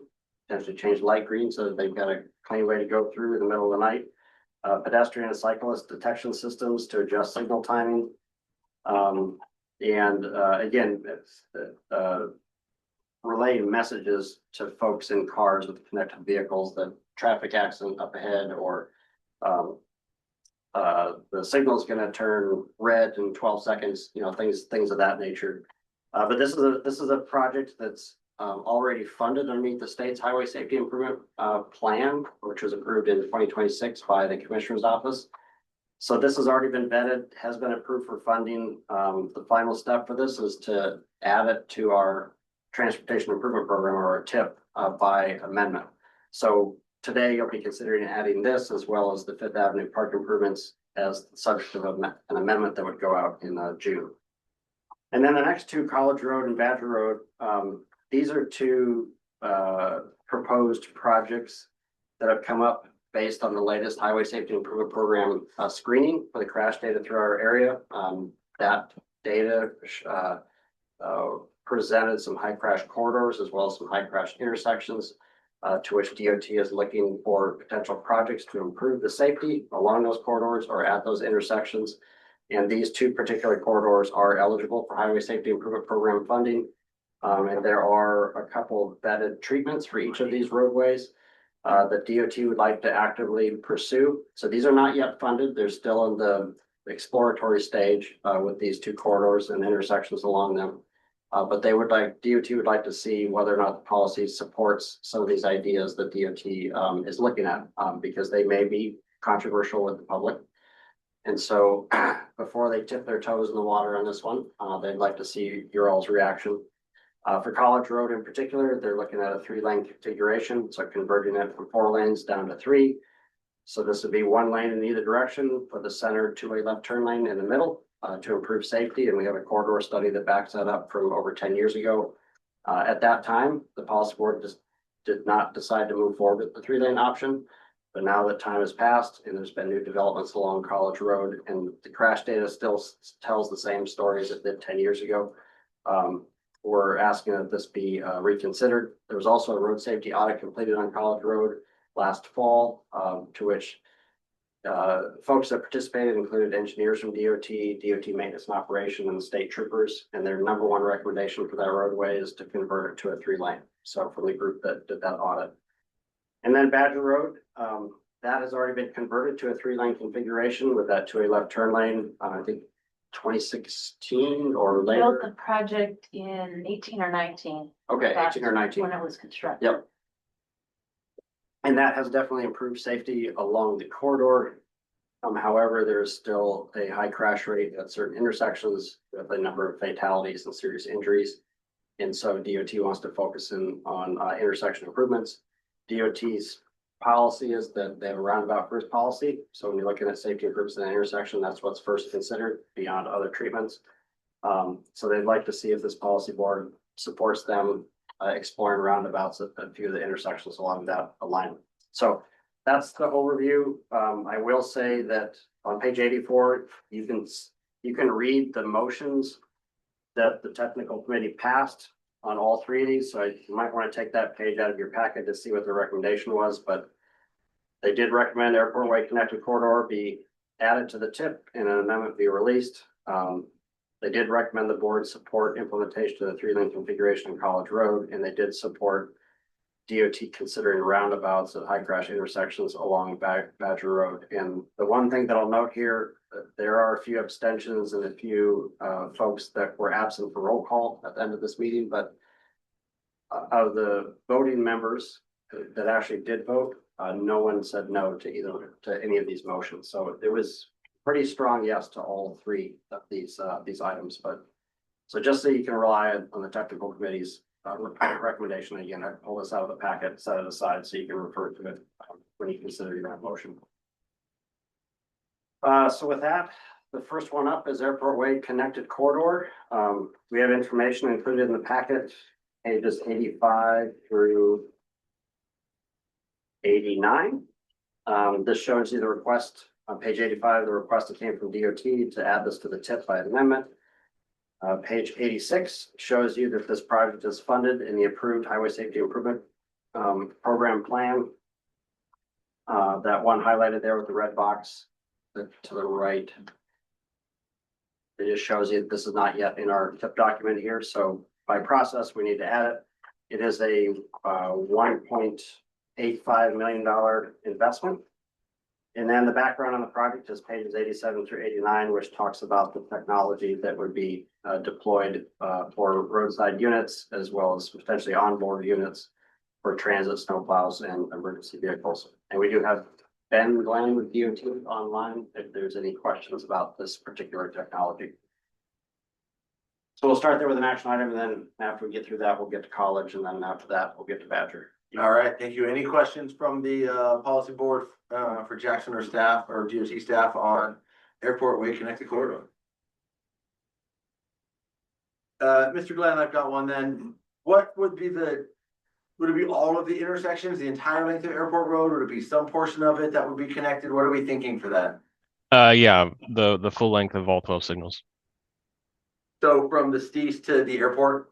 Or That's I guess correct. what would it be? Boat Street? For those signals? Sportsman's Way. Sportsman's Way, okay. And then looking at this, it says, I guess maybe this is a question for Mr. Zarnecki. We'd be conducting an interagency consultation for air quality conformity. I saw the other day that DEC is moving forward with splitting the 2 areas and moving forward to that proposal. Would that impact what this interagency consultation for air quality conformity says, or would that be, or how would that work? That is a good question. We're still talking with EPA to figure out exactly how that will work. Most likely, we'll have to develop new emission budgets for different areas, but that wouldn't be until 2028. And so I think we'll have some time right now before we have to worry about new work on conformity. But like I said, we're actively working with EPA on that to figure out what the next steps are. Okay, thank you. Any other questions? I'll just add one thing. So for this interagency consultation for air quality conformity, provided this is a safety project and it's funded with highway safety improvement program dollars, it is exempt from air quality conformity. So, but we have to go through the process to communicate to our federal partners and get them to concur with that determination. Anyways, it's just a necessary step in the process, but this is safely an exempt project. That's 1.8 million. Would there be a required local 9.1% match for that? No? State Okay. match, Yep. state match, not. State match would, but not local. Okay, thank you. Because it's a state road or, We pay the match on highway safety. okay. Good to know. All right, not seeing any other questions.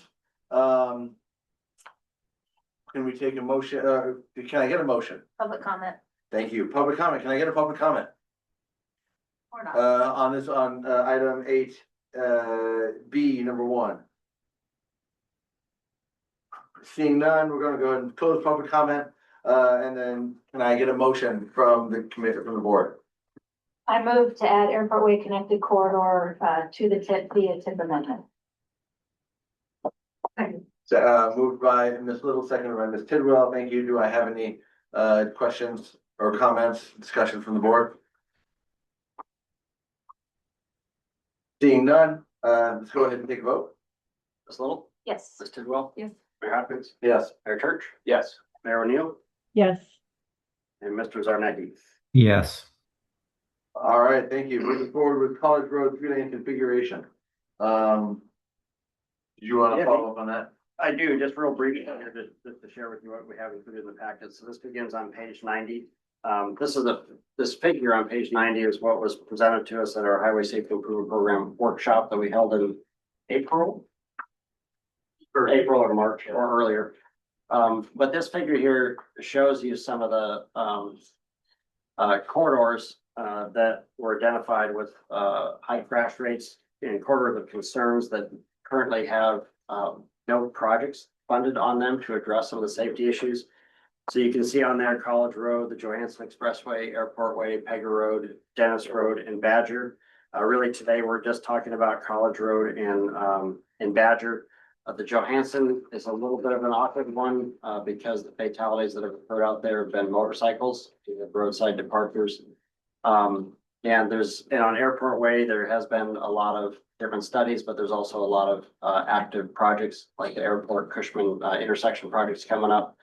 Pega Road, we are going to be proposing a Pega Road corridor study coming up, but I think DOT also has some ideas on some potential improvements out there. But at this time, DOT is specifically looking for feedback on College Road and Badger Road. For College, the next page, page 91, this shows you the driveway and side road density along College Road.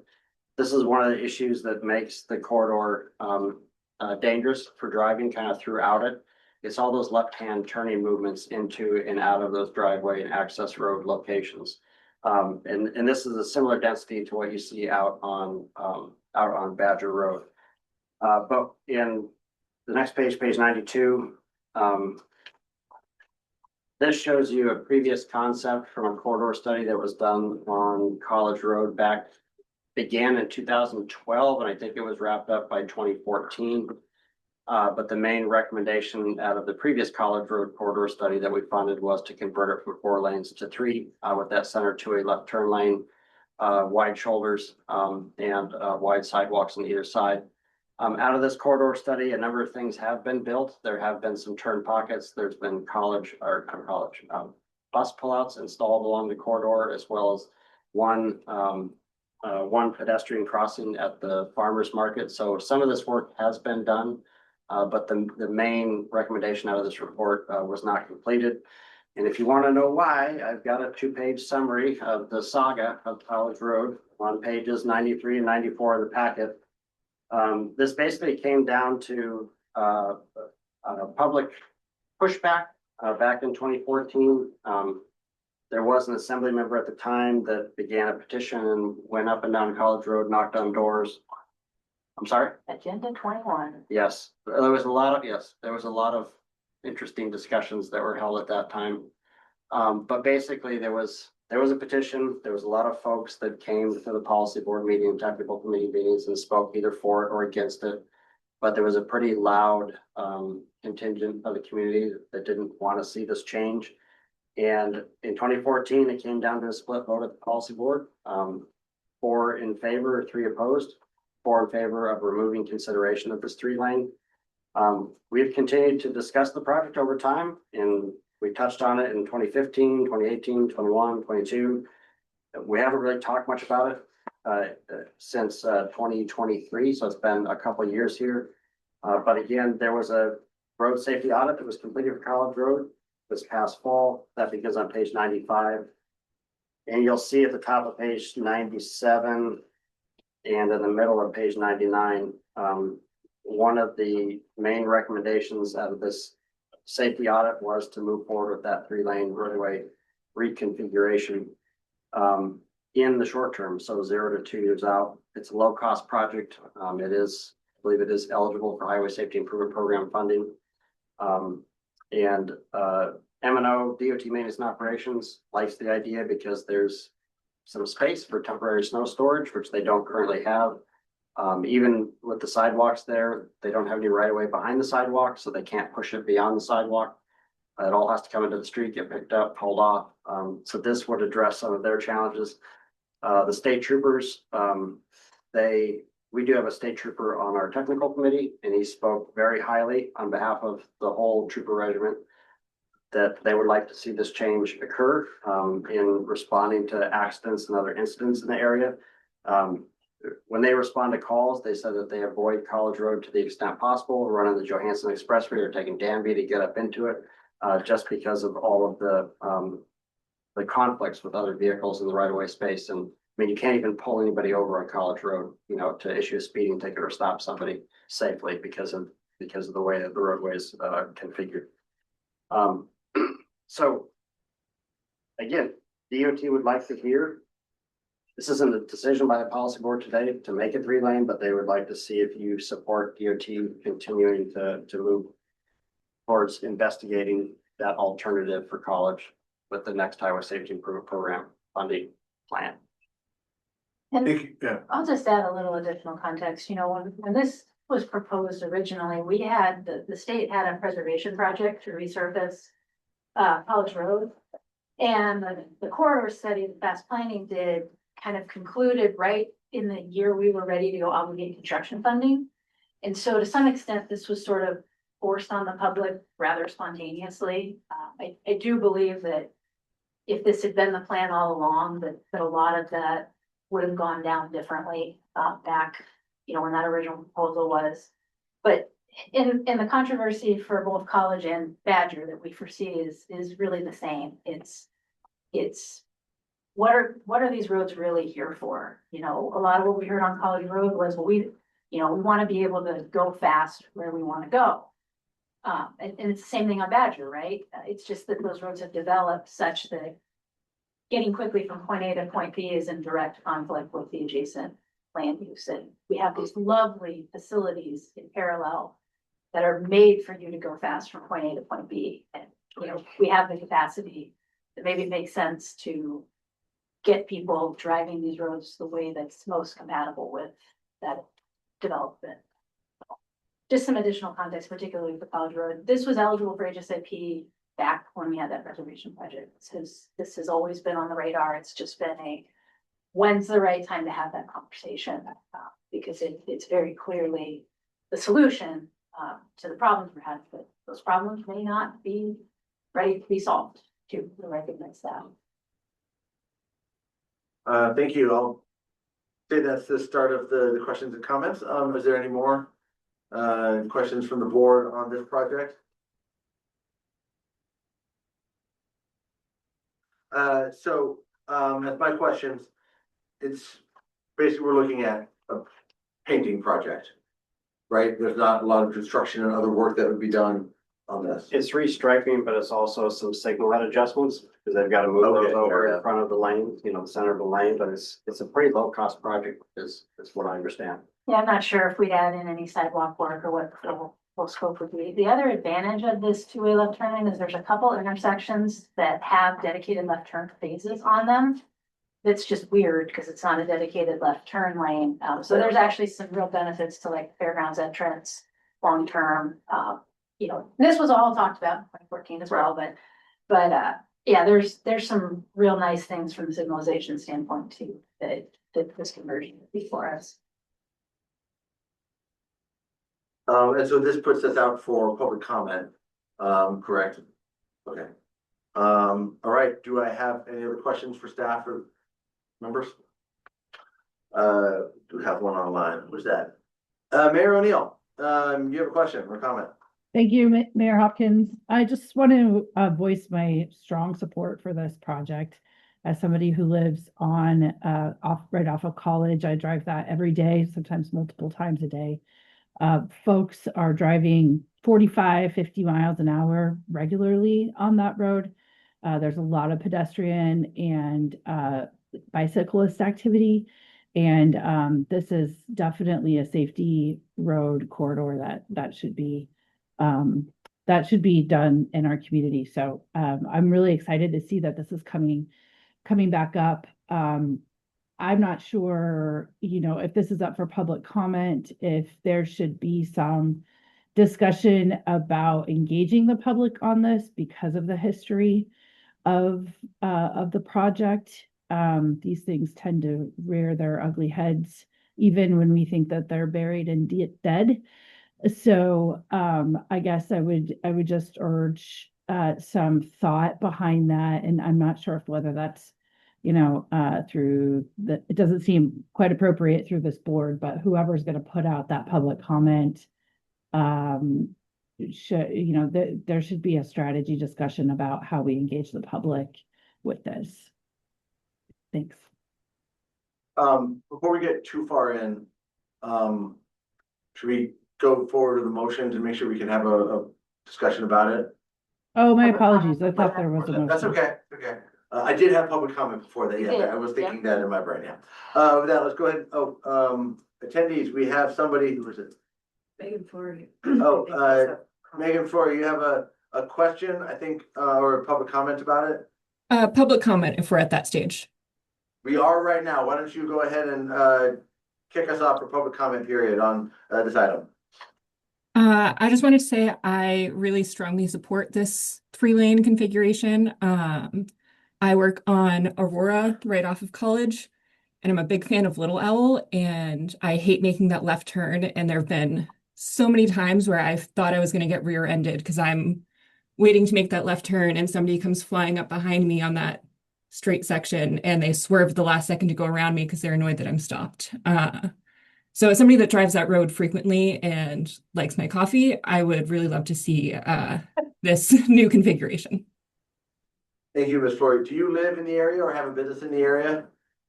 So I live downtown, but I work on Aurora at, I work for Respec. So right near the recycling center. Gotcha. Thank you. Any other public comment on the College Road 3-lane configuration? Seeing none, with that, we're going to go ahead and close public comment. Do we have a motion for this item? I move this College Road project to move forward in the process. Sorry, I don't have it in front of me. All right, we have a motion to move the College Road 3-lane configuration item forward. Do we have a second? Second by Ms. Tidwell. Thank you. And with that, now we can go back to Ms. Little. You had something you wanted to bring up. Yeah, I just, for both the College Road 3-lane and Valley Road roundabouts, should these be supported and we move forward with nominations. One thing we did for the Chena Small Tracks roundabout project was we did some pretty extensive pre-public involvement before we actually initiated the projects, just to test the waters, put ourselves in a position of success, understanding whether or not people supported that. We would be taking a similar tactic with these two projects as well, some pre-public involvement before we actually initiated something in a TIP document. So we kind of understand what's ahead of us before we commit, that dedicated funding. Thank you very much for that. That was gonna be my comment as well. Sending a postcard to the business owners, all along College Road, I think would be really, really important. And then, if there's a way to do a similar thing for the homeowners in the neighborhood, but especially the business owners and the people who live right on College Road, I think would be most important. So I strongly urge that, and, I guess I would say do that. So, yeah, thanks. Mr. Triggers. Can we get a clarifying question? I guess College Road runs a long way from where it starts at UAF. I would hate to see what we've already done on the portion of College Road past the Johansson be redone again. I think it makes sense to leave that in the business industrial as a 4-lane. Just to clarify, we are only talking up to the Johansson out to University, making that a 3-lane capable, correct? I'm not sure if it even went all the way to the Johansson, or if it started at College Margaret Antoinette. Margaret Antoinette. Yeah. Okay, that's the term. It is the lower volume piece for sure. Thank you. Thank you for that clarification. Any other questions, comments, discussion? All right, seeing none, we have a motion on the table. Can we have a vote? Rox? Yes, Mayor O'Neill, Yes. Ms. Tidwell, Yes. Mayor Hopkins, Yes. Mayor Church, Yes. Ms. Little, Yes. and Mr. Zarnecki. Yes. All right, with that, we got 6 yeses and 0 no's, so that passes. Next up, we have the Badger Road Roundabout. Can I get a staff report? Yeah, this will be brief. I may have bring in Nathan Stephen to pinch hit for me here. But begin on page 100. This shows you a similar map to what we have for College Road. This shows you the driveway density along Badger and the 3-lane configuration that was constructed 6-7 years ago out there to again make those left-hand turning movements safer from the roadway into driveways, but also left-hand turning movements out, so vehicles can have a little bit of refuge, stop in the middle of the road before they get into that right lane if there's oncoming traffic. And so I think that helped tremendously with the crash rate throughout the corridor, but based on DOT's crash data, if you go to the next page, page 102, they have identified a number of intersections along Badger Road, which I believe are all currently stop controlled with stop signs on the side streets there. That again, you can see on the right-hand side here, the number of crashes and serious injuries and fatalities that have occurred at these specific locations. So DOT would like to look at potentially some roundabouts at some of these intersection locations. I don't think it would be a plan to do them all at once. I would pick 1, 2, or 3 to start with. Roundabouts are very expensive and there's limited funding in the Highway Safety Improvement Program. But again, similar to College Road, this is just kind of a pulse check with the board. Do you support DOT moving forward with considering roundabouts at these stop controlled intersections? And Nathan's here to answer all the hard questions. But I managed And Lauren that as well. Badger Road 2A left turn lane project, and that conversation at the time was, this is step 1. Let's see if this does enough, Step 2 was some intersection controls that get people to slow down, behave themselves a little better. Roundabouts are very effective at that. And step 3 would be a full University Avenue access control type project, raise median, controlled intersections, eliminate that left turning conflict, and put it where we can control it a little better. And so this is a logical step 2. But it's going to have some impact on how people like to use the corridor versus how we would like them to use the corridor. Thank you for that. Any other questions for staff? Do you want to follow up, Nathan? On anything, any other things that were missed? Nope, if you have questions particular to any sites, Tim Spry, HSID coordinator, hammered all the details out the last 2 weeks, went through, verified appropriate crash reduction factors, did a deep dive into some cost estimations, and all of those locations with the thumbtack there on the screen except for Old Badger, penciled out as being eligible for HSIP nominations. So, yeah. I guess with a fatal crash there, and why was Old Badger not HSIP? So that one's a little difficult, for, it didn't meet the crash. So it was a child on a bike, kind of a one-off, like what do we do there? Looking at the crash data, there wasn't a repeated crash history at that location. So that went into the discussion of, yeah. Going forward, would you put a roundabout or a signal at every location that some unfortunate event occurs? Tragic, but not a pattern. Correct. Thanks for that. Appreciate it. With that, I'm gonna go to open public comment on the Badger roundabout action. Anybody for public comment? Seeing none, we're gonna go ahead and close public comment. Do I have a motion to move forward with this item? Move forward with Badger Road roundabouts. Do I have a second? Second. Thank you. Trying to stay out of DOT. Moved by Mayor Church, seconded by Ms. Little. Do we have any discussion with the policy board members? Yes. If I may kick it off, thank you. I have some questions about the data on 102. The timeline of this data, and maybe this is a good question for you, Mr. Stevens. Thank you for joining us today. What timeline and what section of time are we looking at as far as this data that's been provided? Is this within the last 2 to 3 years, 5 years, 8 years? Yes, this was all 2020 through 2024 crash data. Okay. Yeah, the program is, nominations are all based on the 5-year most recent available crash history. And then kind of a follow-up question, is there a way to edit the request of what we move forward with on these potential roundabouts as a policy board to change the predication of how many and where those are placed in this discussion?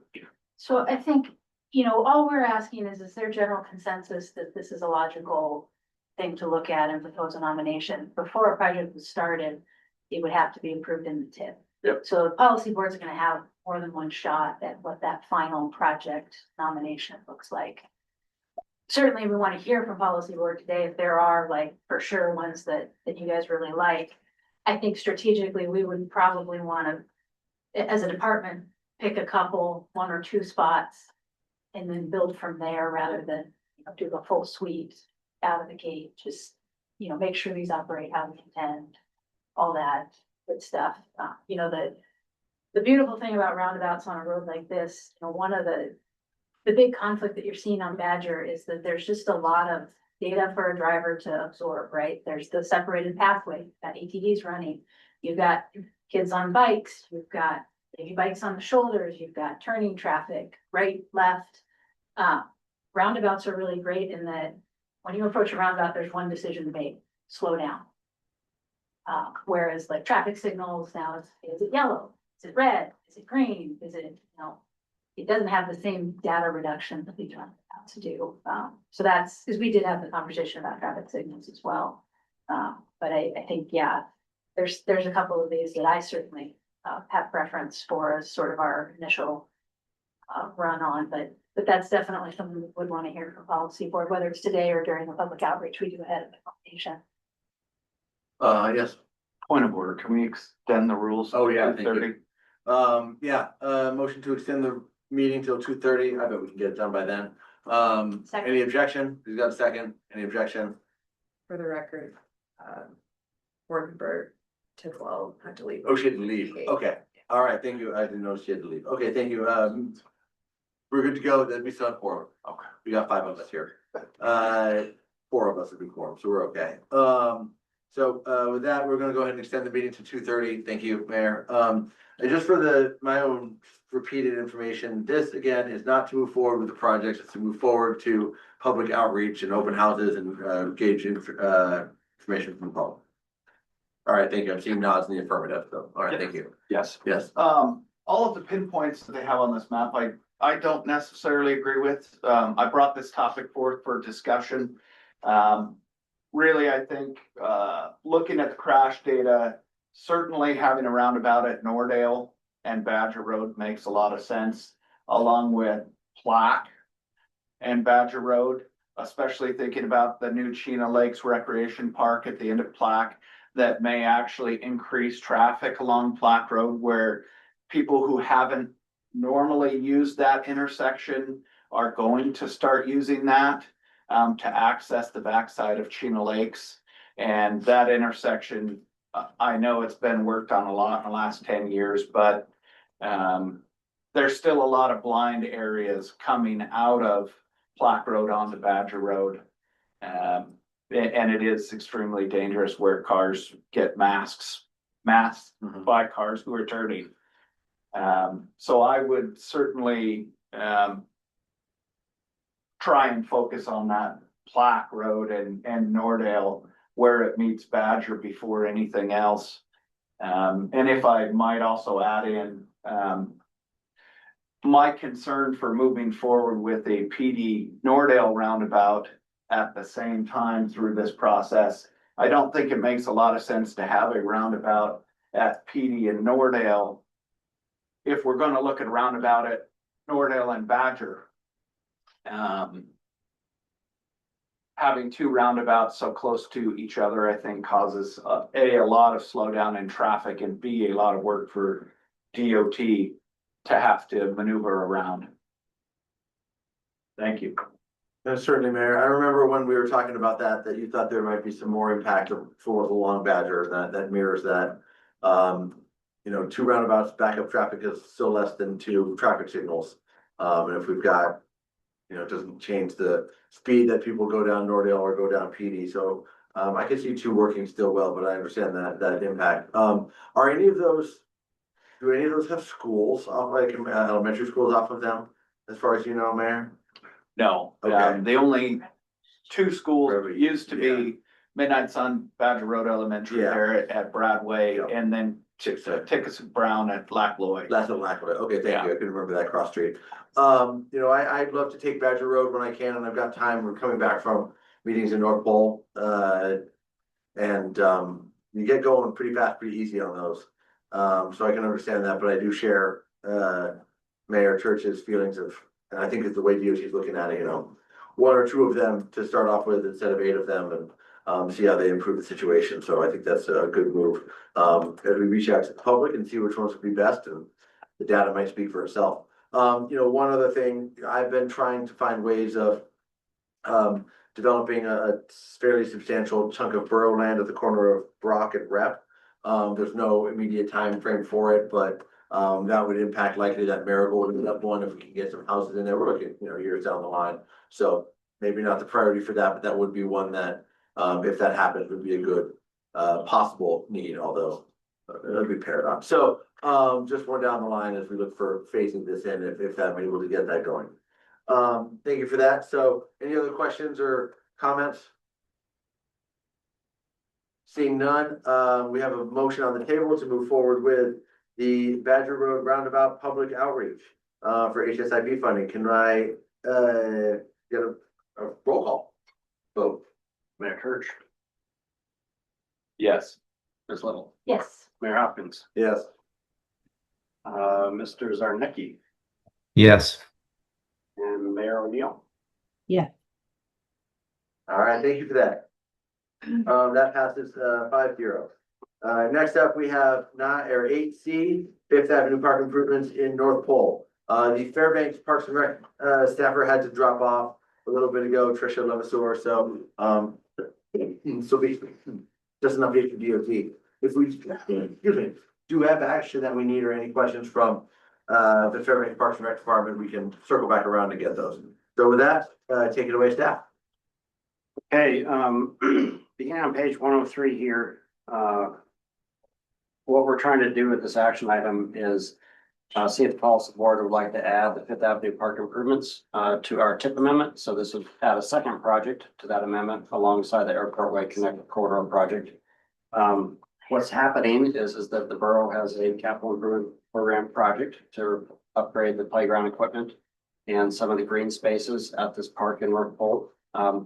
And they would like to see if FAST would invest funding in the parking lot area to make it ADA compliant, as well as pave the gravel trails throughout the park system here. So separate funding source through us to take care of the transportation improvements while the borough focuses on the playground and green space improvements.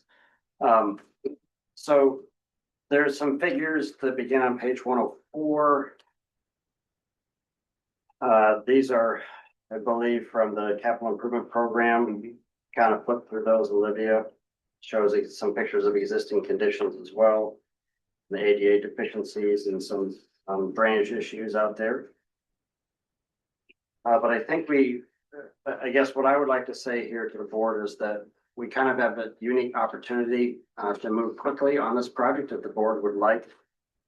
As shown on page 109, the park improvements at this Fifth Avenue Park in North Pole were previously nominated to us in August of 2022. So this is a project that has been reviewed and scored by our technical committee. And it did score high, as shown on page 110. The last time we held project nominations for our transportation improvement program, we received a total of 7 nominations, 2 road projects and 5 non-motorized projects. And the top 4 there were all funded in this last cycle. So the next one in line yet to be funded is the borough's parking and pathway improvements and community access program, beginning with Fifth Avenue Park. Provided this project has already gone through our scoring and review process. It is, again, it's next in line for funding and can be added to the TIP by amendment. And again, my proposal to fund this is to use transportation alternative program dollars that were previously programmed on the Chena Riverwalk project, but are now freed up due to schedule delays, that they could fully fund the design and construction of this new location. So I'm just looking for a motion today from the board that direct staff to add this to the next TIP amendment alongside the Airport Way Connected Corridor, if you'd like me to work on funding this project. Thank you for that. Any questions for staff? What kind of facilities would transportation alternatives funds be able to support at a project like this? Parking? So the parking area, trailhead, the trail work themselves, so you can do wayfinding signage, at the pedestrian and bike level. So anything that serves bicyclists and pedestrians, so it's transportation alternative programs, so anything really not vehicle related, but understanding that vehicles need to park there before you become a pedestrian. No, so parking lot counts. Yes, we've done a lot of parking lot improvements for this. Okay, thank you. About how much funding would be available through this? So we do not have a scope schedule and estimate. We don't have what's called an SSE from DOT yet for this. This is kind of a first blush to add it to a TIP amendment, but we would need DOT to provide an estimate of the design and construction. Based on the scope that I see, I mean, it looks like $500,000 to $700,000 project. It doesn't look that involved.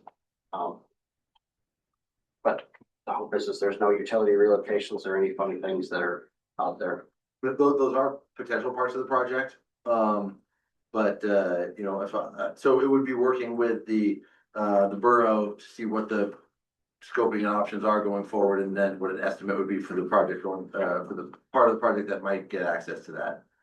So yeah, what the upper limit would be, or how we scope it and design it would be probably good to implement both sides. Yeah, Borough Parks and Rec and DOT pre-construction, we would get together to do a site visit, take a look at the options and put together an estimate for the project so that we can appropriately fund it. Okay, thank you. With that, we're gonna go ahead and open public comment. Any public comment on Fifth Avenue Park? Seeing none, we're gonna go ahead and close public comment, move forward to the motion. Do I have a motion? I'd like to move to include Fifth Avenue Park improvements into the TIP administrative into the TIP amendment. Thank you. Second. Thank you. Appreciate that. So we have a motion by Mayor Church, seconded by Ms. Little, any discussion? I'll be real quick. I think this is really wonderful to be able to have this additional funds for, we've got a little over $2 million in the capital improvement program at the borough for this. But if we're able to support or find support from these funding mechanisms too fast, we can make this project even a lot nicer. Some of the most interested aspects of it are, they're not actually in here, but the loop trail that could be funded, that would be able to be done with this. Additional parking and a better parking lot would be really important, so we're not eating up a lot of dollars that we could be using on the playground or facilities in the park through the borough dollars. This partnership could really enhance this entire project, and it's something that I think people were excited about. And as we move toward whenever the next open house is scheduled, likely at Hotel North Pole, it would be really good to be able to talk specifically that this is an option out there. So thank you for moving this forward. And with that, let's have a vote. Mayor Church. Yes. Ms. Little. Yes. Mayor Hopkins. Absolutely. Mayor O'Neill. Yes. And Mr. Zarnecki. Yes. All right, thank you. That is 5-0 as well for the Fifth Avenue Park Improvement Funding. And with that, we're on to number 9 with an informational item alone. This is going to be Alaska Land North Parking Lot and Boat Launch, which I'm still going to call the P6 program because I always thought it was fun. So with that, can I get a project schedule and project update from the Department of Transportation? Sure. Yeah, Olivia, can you pull up the PDF that says P6? I think he's got it printed here for us as well. Oh, yeah.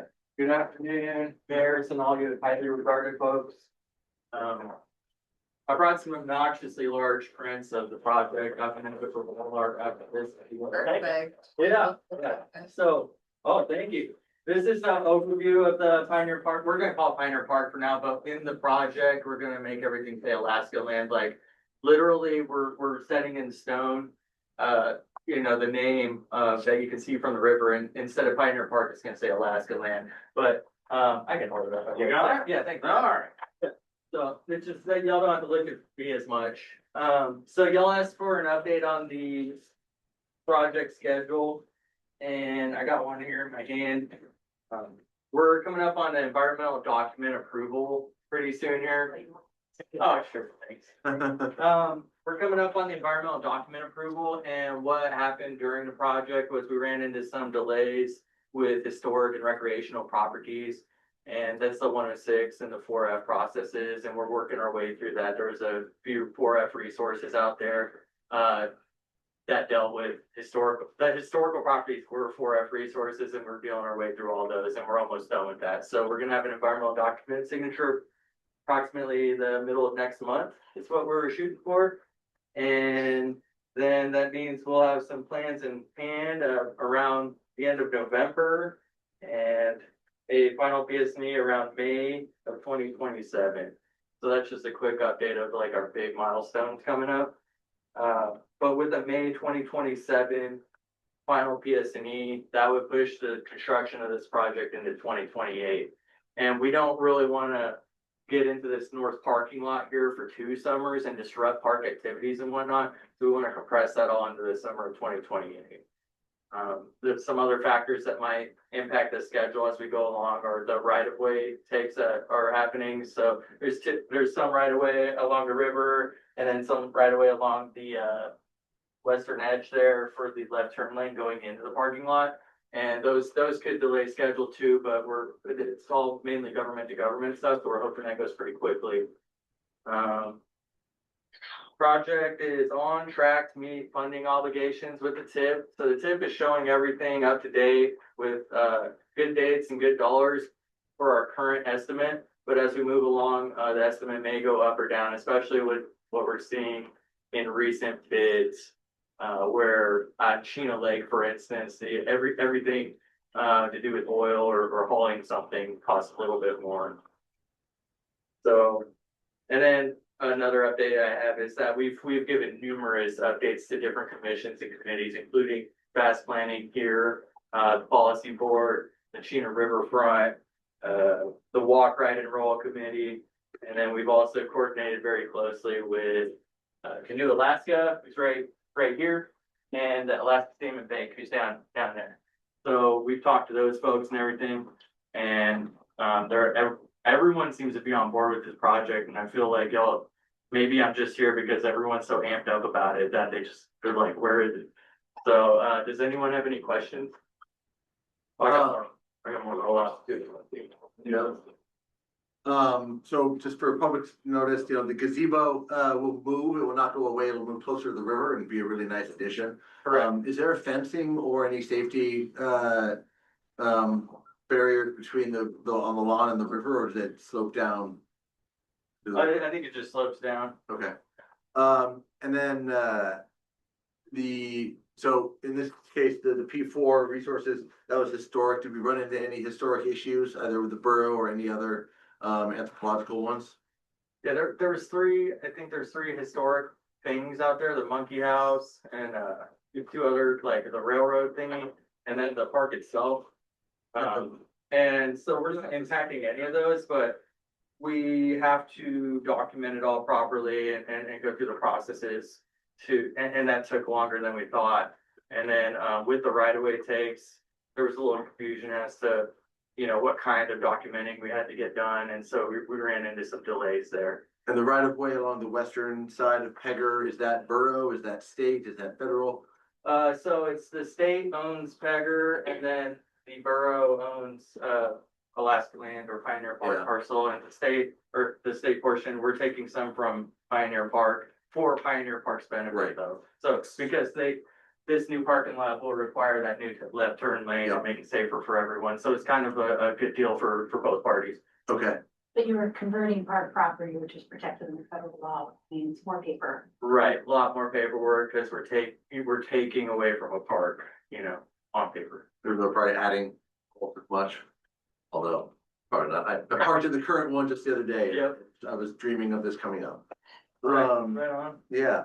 Are there any obstacles or anything that the borough can do? This is a big part of our master plan for Alaska Land, which will be named Alaska Land as of September 3rd, so we can call it that. So, Yep. Has there been any complications or anything I can help do? That we are fully in support of this. I want to just reiterate my support for this project and make sure that anything we can do, whether it's a letter or nudging priorities internally for us, that we can move it forward. That's an awesome question and I appreciate it.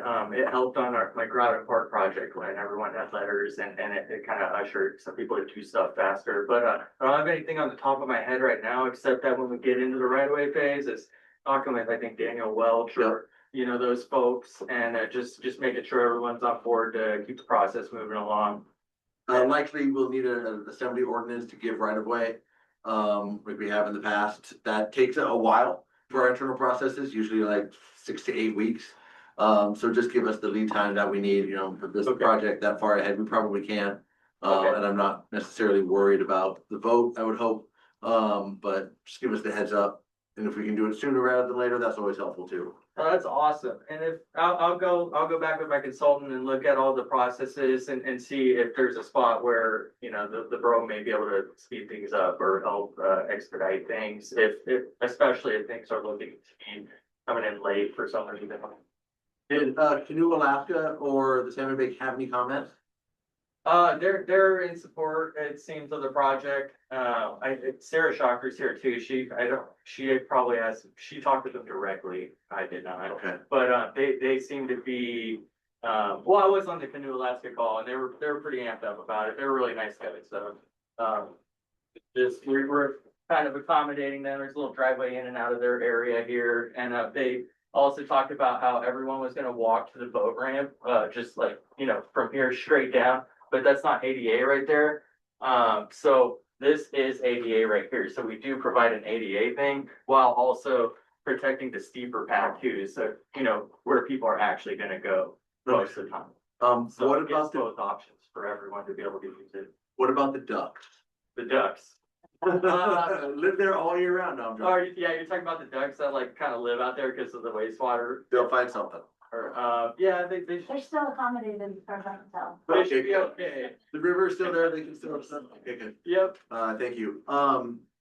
We're looking at, with the rename, there've been some comments from assembly members about trying to revamp, the Native Heritage Park, part of the area. That's just beyond, off that map to the far side from you, Mr. Natardis, so. Over here. Yeah, over there. Okay. Yep, that looks like it's pretty far away, so we can do that separately as needed. It doesn't have to integrate it directly, but, you know, being able to utilize the river is a big part of our master plan. And so this would be a good bonus for us. Like I said, let me know how I can help. I think Okay. the interest of keeping it on track for 28 is really important.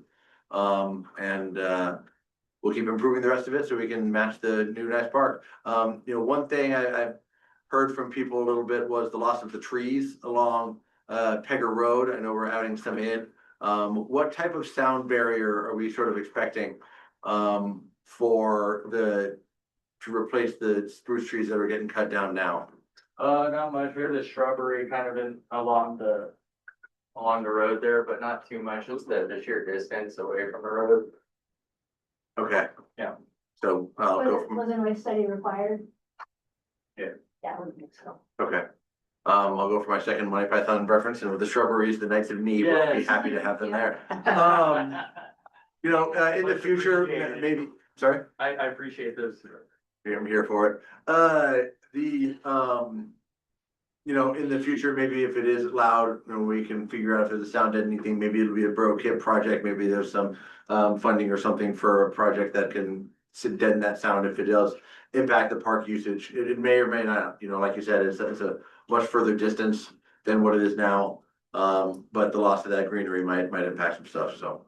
Yeah, one other thing is like this, he says rain garden, that came from like the Cheetah Riverfront, you know, they wanna see some things incorporated that kind of treats the water coming off the parking lot, going over the river. So we're trying to do a lot of good things here with this project. I think everyone's, even though it's just like paving a parking lot, everyone's pretty amped up about it because it opens up this area more, especially since a lot of times cars are actually parking here Yeah, on the river. it'll all be non-motorized, like there's not a boat ramp to drive your truck down. Correct. That's Okay. that's for canoes, kayakers. Okay. Excellent. Anything else? Mayor O'Neill, since it's in the city, you got anything you want to add? All right, hearing nothing. Thank you very much for that information. I appreciate that. Beautiful pictures. Yeah, I like it. Really, really nice to have a nice area there. I like the garden, the lawn as well. Thank you very much. With that, we're done with 9A. 9B, FY 26 obligations and offsets. Marks? Yeah, just real quick, as shown on page 111, our obligations are up slightly as of the end of April. We're still far behind from where we usually are in the federal fiscal year, but Federal Highways Classification Office is still staffed. And obligations are not moving as fast as what we've seen when they were fully staffed. So we give them some patience, and we'll just keep tracking this through the part of fiscal year end. I do want to note though, page 114. So some of the offset funding that we have, I think this is funding that's used or lose it by year end. So some of the increases in administrative modification number 8, I did apply some of these offset funds to spend down half of this balance. So that included the extra 40,000 for Dochi Avenue, Beaver Springs Bridge, as well as the right-of-way phase increase for Yankovich Mill Hill. This was the offsets that we got were from Yankovich, so we just put it back into that particular project. But just for your general awareness, I do need to spend this down. I do expect some other change orders to come across my desk before the end of the federal fiscal year, so I'm pretty confident I'll be able to utilize the rest of this funding. And again, tracking that on a monthly basis. That's all I got. All right, thank you. Let us know if we need some help spending it. Very much for that on 9B. Anything else for other issues? Seeing none, policy board member comments. Any board member comments? O'Neill? No? Okay. Thank you for that. And with that, we are adjourned at 2:25 PM. Thank you, everybody. Directed meeting. Thanks, everyone. Early over. I have a bunch of seconds for you. All right, sounds good. Sign that right. I have to get that meeting, break now.